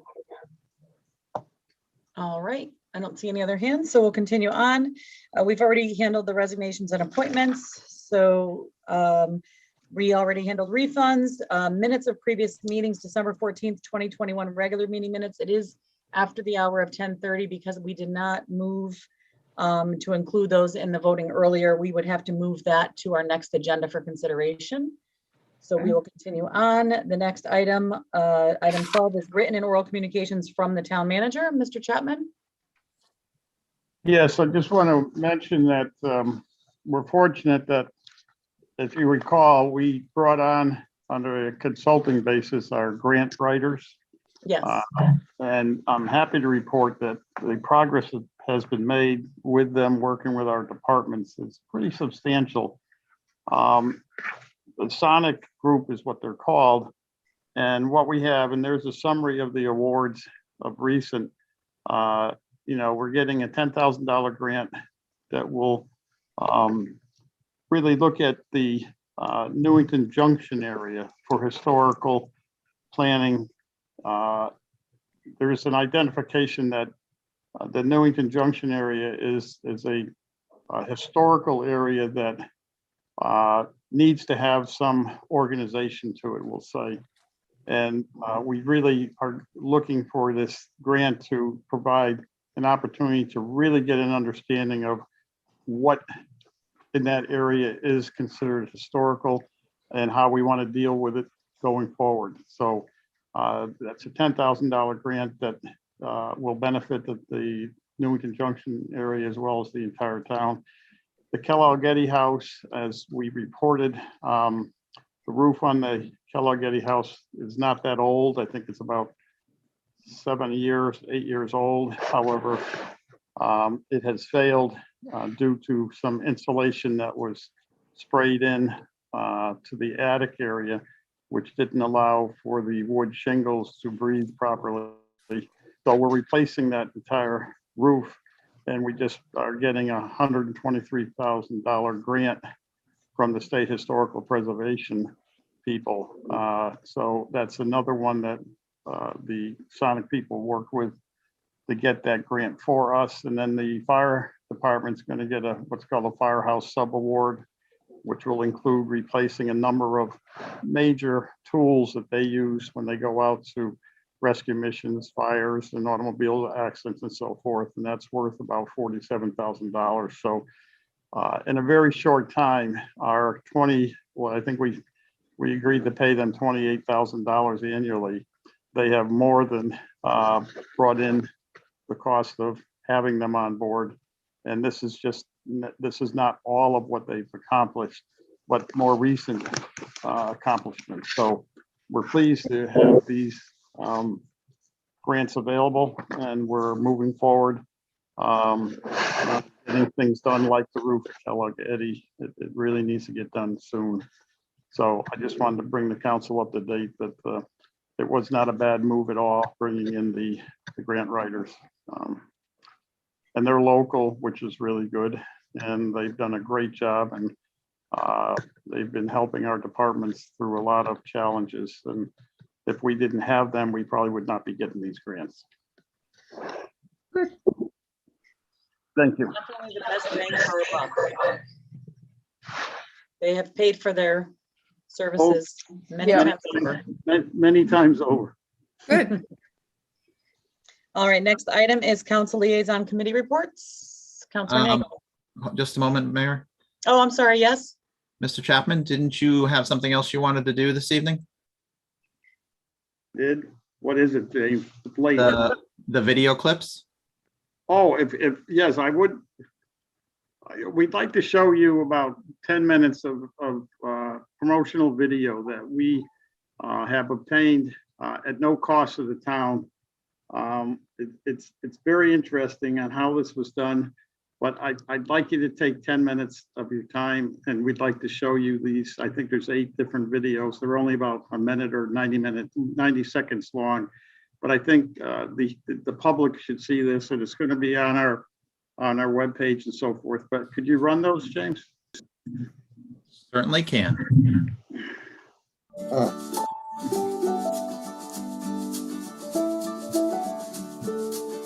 No matter your age, aspirations, or hobbies, Newington has the charming atmosphere, robust business opportunities, and amenities you're looking for. When you roam the streets of Newington, you'll find a quaint environment filled with suburban neighborhoods, family homes, and plenty of restaurants, eateries, and local shops. Our town boasts excellent health care. Our VA hospitals attract patients across the New England region with quality services to enhance veterans' health and wellness.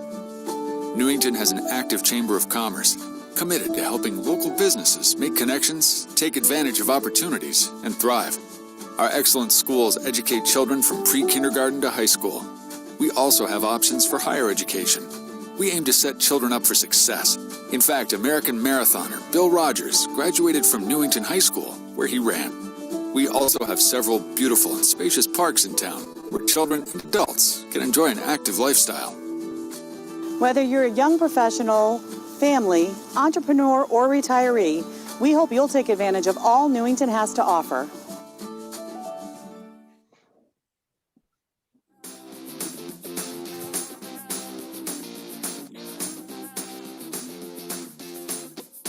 In Newington, your safety is our #1 priority, and we couldn't have the safe and secure community we have today without our strong leaders. In Newington, our department takes a community approach to policing. Our men and women serve the public's interest. We are active in fighting crime and enhancing the community's overall quality of life. We do this through excellent training, accessible services, and transparency. The Newington Fire Department is equipped with state-of-the-art equipment and is ready to protect you and your family in case of an emergency.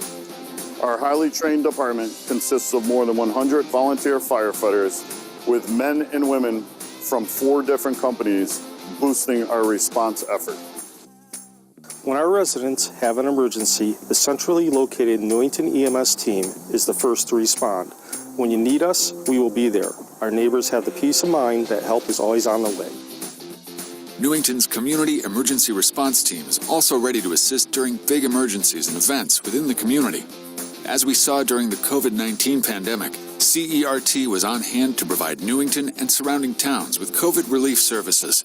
When it comes to protecting what matters most, you have peace of mind in Newington.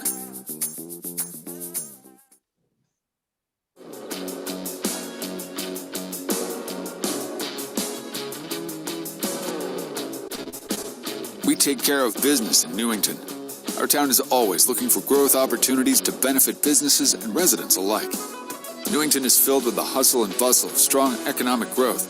Our neighborhoods share a mix of big box retailers, large industrial parks, and unique local shops and restaurants that you can only find here. We're even home to Stu Leonard's, a renowned grocery store chain serving 3 different states. While we already have a robust business environment, we continually invest in projects to make our town even stronger and more prosperous. Newington believes in supporting our local workers and entrepreneurs. Our Chamber of Commerce is active and engaged with the local community, offering resources, marketing, exposure, and networking opportunities. When opportunity comes knocking at your door, Newington is there to support you. Whatever your goals may be, we offer the right environment and opportunities to enhance your success.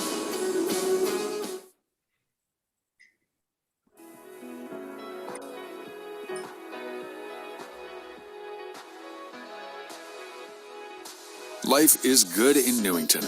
No matter your age or personal interests, there's always something fun to do. Our town has several public amenities for people to take advantage of, including our libraries, senior center, country club, parks, and farms. These accessible resources are ideal for individuals, families, and those looking to stay busy during retirement. So the Lucy Robbins Wells Library is Newington's public library, and it's open to all Newington residents from birth to seniors. And our purpose is to provide informational, educational, and cultural enrichment through excellent customer service, programming, and a diverse collection. And I think having that kind of service in town is a huge asset. Newington is a great community for all ages, and we're really proud of our award-winning senior center, the first center in the state of Connecticut to be nationally accredited. Whether you're looking for help for yourself or family or friends, or maybe you're newly retired and you're looking for your what's next, we have fun, food, friendship, and fitness for everyone. See, the individuals in this community can use the park system and recreation system and increase their wellness, their fitness, their good mental health. They can utilize programs, hundreds and hundreds of programs, as well as outdoor park system. They can also experience tranquility and take part in many activities. Newington Human Services provides services to all Newington residents of all ages with a goal of achieving maximum well-being, financial stability, and self-sufficiency. If you're looking to enrich your active lifestyle, the Cedar Mountain Hiking Trail is a must. Once you reach the top, be sure to take in the scenic views for miles.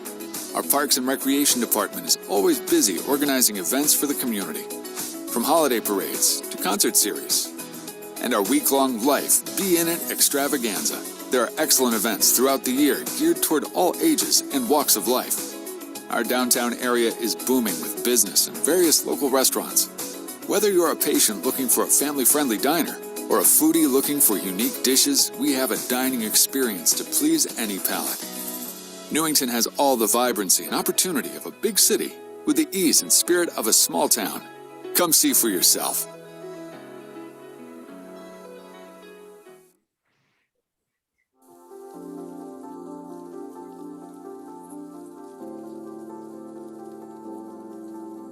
Whether you enjoy getting in on the action or sitting back and taking it all in, Newington's parks have what you need.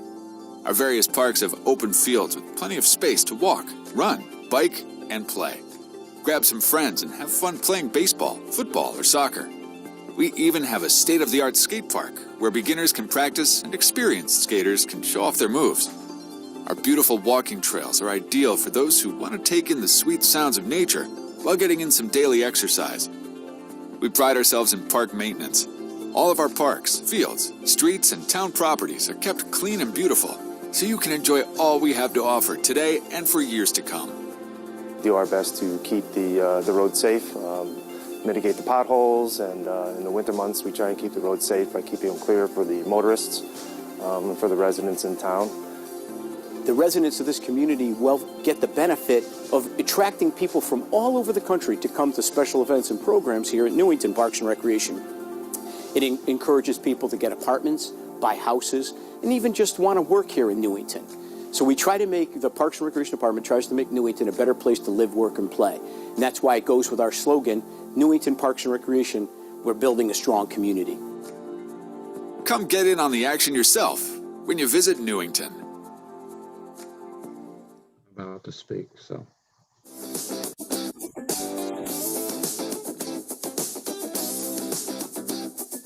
There are several factors every family considers when deciding where to live: housing, education, safety, and convenience.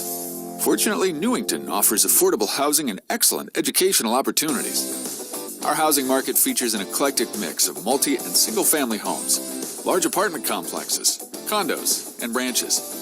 New or old, large or small, Newington has various options available for every budget, so you're sure to find a home that meets your specific needs. All of the neighborhoods that have been designed in Newington have things such as public parks.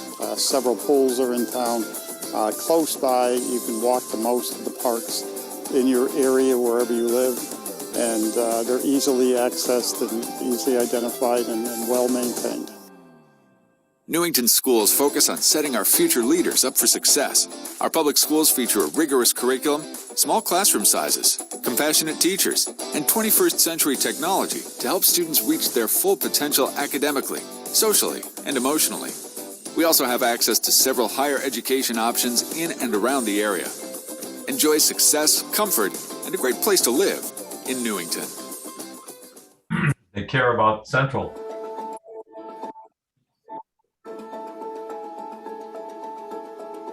In our community, the value of community organizations improve our quality of life by the interests and spirit those organizations uphold. Community organizations provide opportunities for friends and neighbors to give back, get involved, and come together while creating a sense of pride for the city they all share. Contact a community organization today and discover the contribution you can make through your participation and support. And that is the end. Great, thank you. Keith, So do you want I to add don't know. anything? I don't know if it was broken up. If my connection was not good, but I mean, if you watch it, without going through a number of technical things, this video is perfect. It doesn't have any flaws in it whatsoever. And we'll use this for certainly economic development purposes to promote the town, but it was done at no cost to the town. So it was an opportunity to really show what we have to offer. And hopefully, as the word gets out, more people will look to Newington as the place they want to relocate, live in, hopefully enjoy life. Very good. John, did you have a question for Keith, or is it for the next item? Because I know Dave was waiting, but I wanted to make sure it wasn't for this. No, this is for this segment. Keith, wow. Yeah. We might want to consider running these as PSAs on NCTV also. Absolutely. Yeah, we'll gladly share them with you. All right. Yeah. Okay. We'll talk. Okay. You forgot to put your other hat on, John. I am in the studio. All right. All right. Anything else on this one? All right. Yeah, Keith, thank you for finding that opportunity for us. I think it's a great way to market the town. It looks at every single aspect. If we can get those out and have people actually seeing them and viewing them and using them, it's pretty interesting the way it's set up. You can click on each tab, whatever you're interested in, so to speak. So it's kind of a nice way for people who come to our website to consider Newington maybe as a community, would be able to click on whatever area interests them the most and get a quick snippet of information and maybe lead them in a certain direction. So it was a great as you saw through the video, a lot of staff was involved in numerous aspects of the creating of these videos. So very pleased with the results. I couldn't ask for anything better. Very good. All right, so we're going to continue on now to, you all set, Keith, with? Okay, moving on to council liaison committee reports. Councilor Nagel. Yeah, I'm going to bridge the gap here of several things because I didn't quite get my hand up before. It's very important that the grant for Newington Junction was found. As some people may not know, that is the original center of town. So it's an area that it should be celebrated and organized and recognized. Well, some people are unaware of that. Also, I recently attended two meetings. I'll be brief about it. CROG had a couple of meetings. The information's old, so the most recent one was the special one that formally made Matthew Hart, who is the present town manager of West Hartford, the head of CROG, and he will be taking over in February to man that place that Lyle Ray had, who is retired. And I don't know if I mentioned before that Aaron Stewart is now heading up as chairperson of the policy board and the executive board of CROG, our neighbor in New Britain. Kudos to her. And obviously that's maybe advantageous to us as well. Also, last night attended the library via Zoom, the library board meeting, and I will tell you, there's nothing in there that can't wait until a future meeting to be discussed. And there was one other thing I was going to think about, but I forgot it, so we'll save it for another time. I know it's late. Thanks. Thank you. Deputy Mayor Bedrejko. I just want to alert people, tomorrow night is the TPZ meeting at 7 o'clock, and there's two public hearings that some people might be interested in. The first is a text amendment to add medical marijuana dispensary facilities and production facilities to the PD zone, and adult use cannabis retailing and medical marijuana dispensary facilities to the PT and business zone. That's one public hearing. And the second public hearing, for those who are interested in the Culver Street development, either pro or not, there's a zoning text requirement to delete the requirement that residential developments in the PD zone be located on sites with direct access to the Berlin Turnpike or streets that directly connect to the Berlin Turnpike. And again, for those who are interested in the Culver Street issue, that might be worth listening or speaking. That's tomorrow at 7 o'clock TPZ. Thank you, Deputy Mayor. Anyone else? All right, next item is public participation. Any member of the public may participate. The time limit is 3 minutes. We ask that you state your name and name and address for the record. You can raise your hand in the Zoom application in the participants window, or if you're phoning in, you can use *9 to raise your hand. Our first participant is Ms. Lyons. Hi, Rose Lyons, 46 Alton Drive.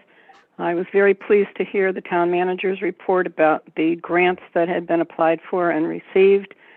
I, for one, have been asking for years that somebody in particular be assigned that job. I know that at one point, I believe Jamie was doing it along with all her other duties, and then I think Craig Miner was making the applications. It's really a full-time job, or at least a part-time job, as we know, with a consultant helping with us, but I am very pleased to hear that that is happening. Thank you, Mr. Chapman, for making it happen at some point in time, and not tonight because it's way too late. I'd like to hear more about a grant that was applied for the Alumni Road realignment. It was mentioned at a TPZ meeting. Thank you and good night. Thank you, Ms. Lyons.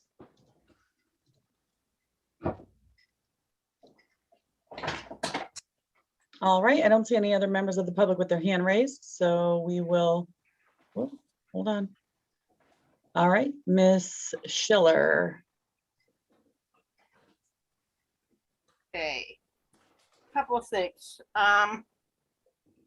When you were talking about, one thing I wanted to mention to you, I know that Address. about the voting stuff. What about Martin Kellogg as a possible place too? That to talk about. That's something that you might want to ask. Another thing, this is one of the members of the council brought up that he was going to ask people. But one thing I remember from working in another area at an election is there were the candidates asked people individually to help out, to be moderators and to help out with the election. To work with, besides just work in the poll, doing the various jobs. That's another thing that maybe candidates could look into doing instead of being it all on the registrars of voters. And can they add another, add more sites?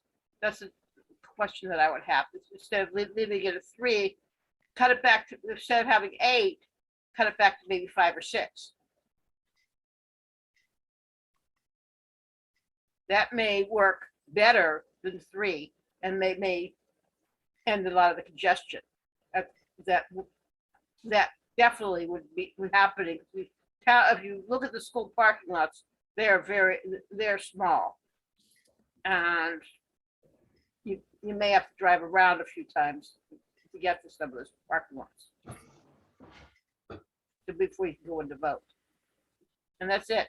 Have a good night. Thank you, Ms. Schiller. You as well.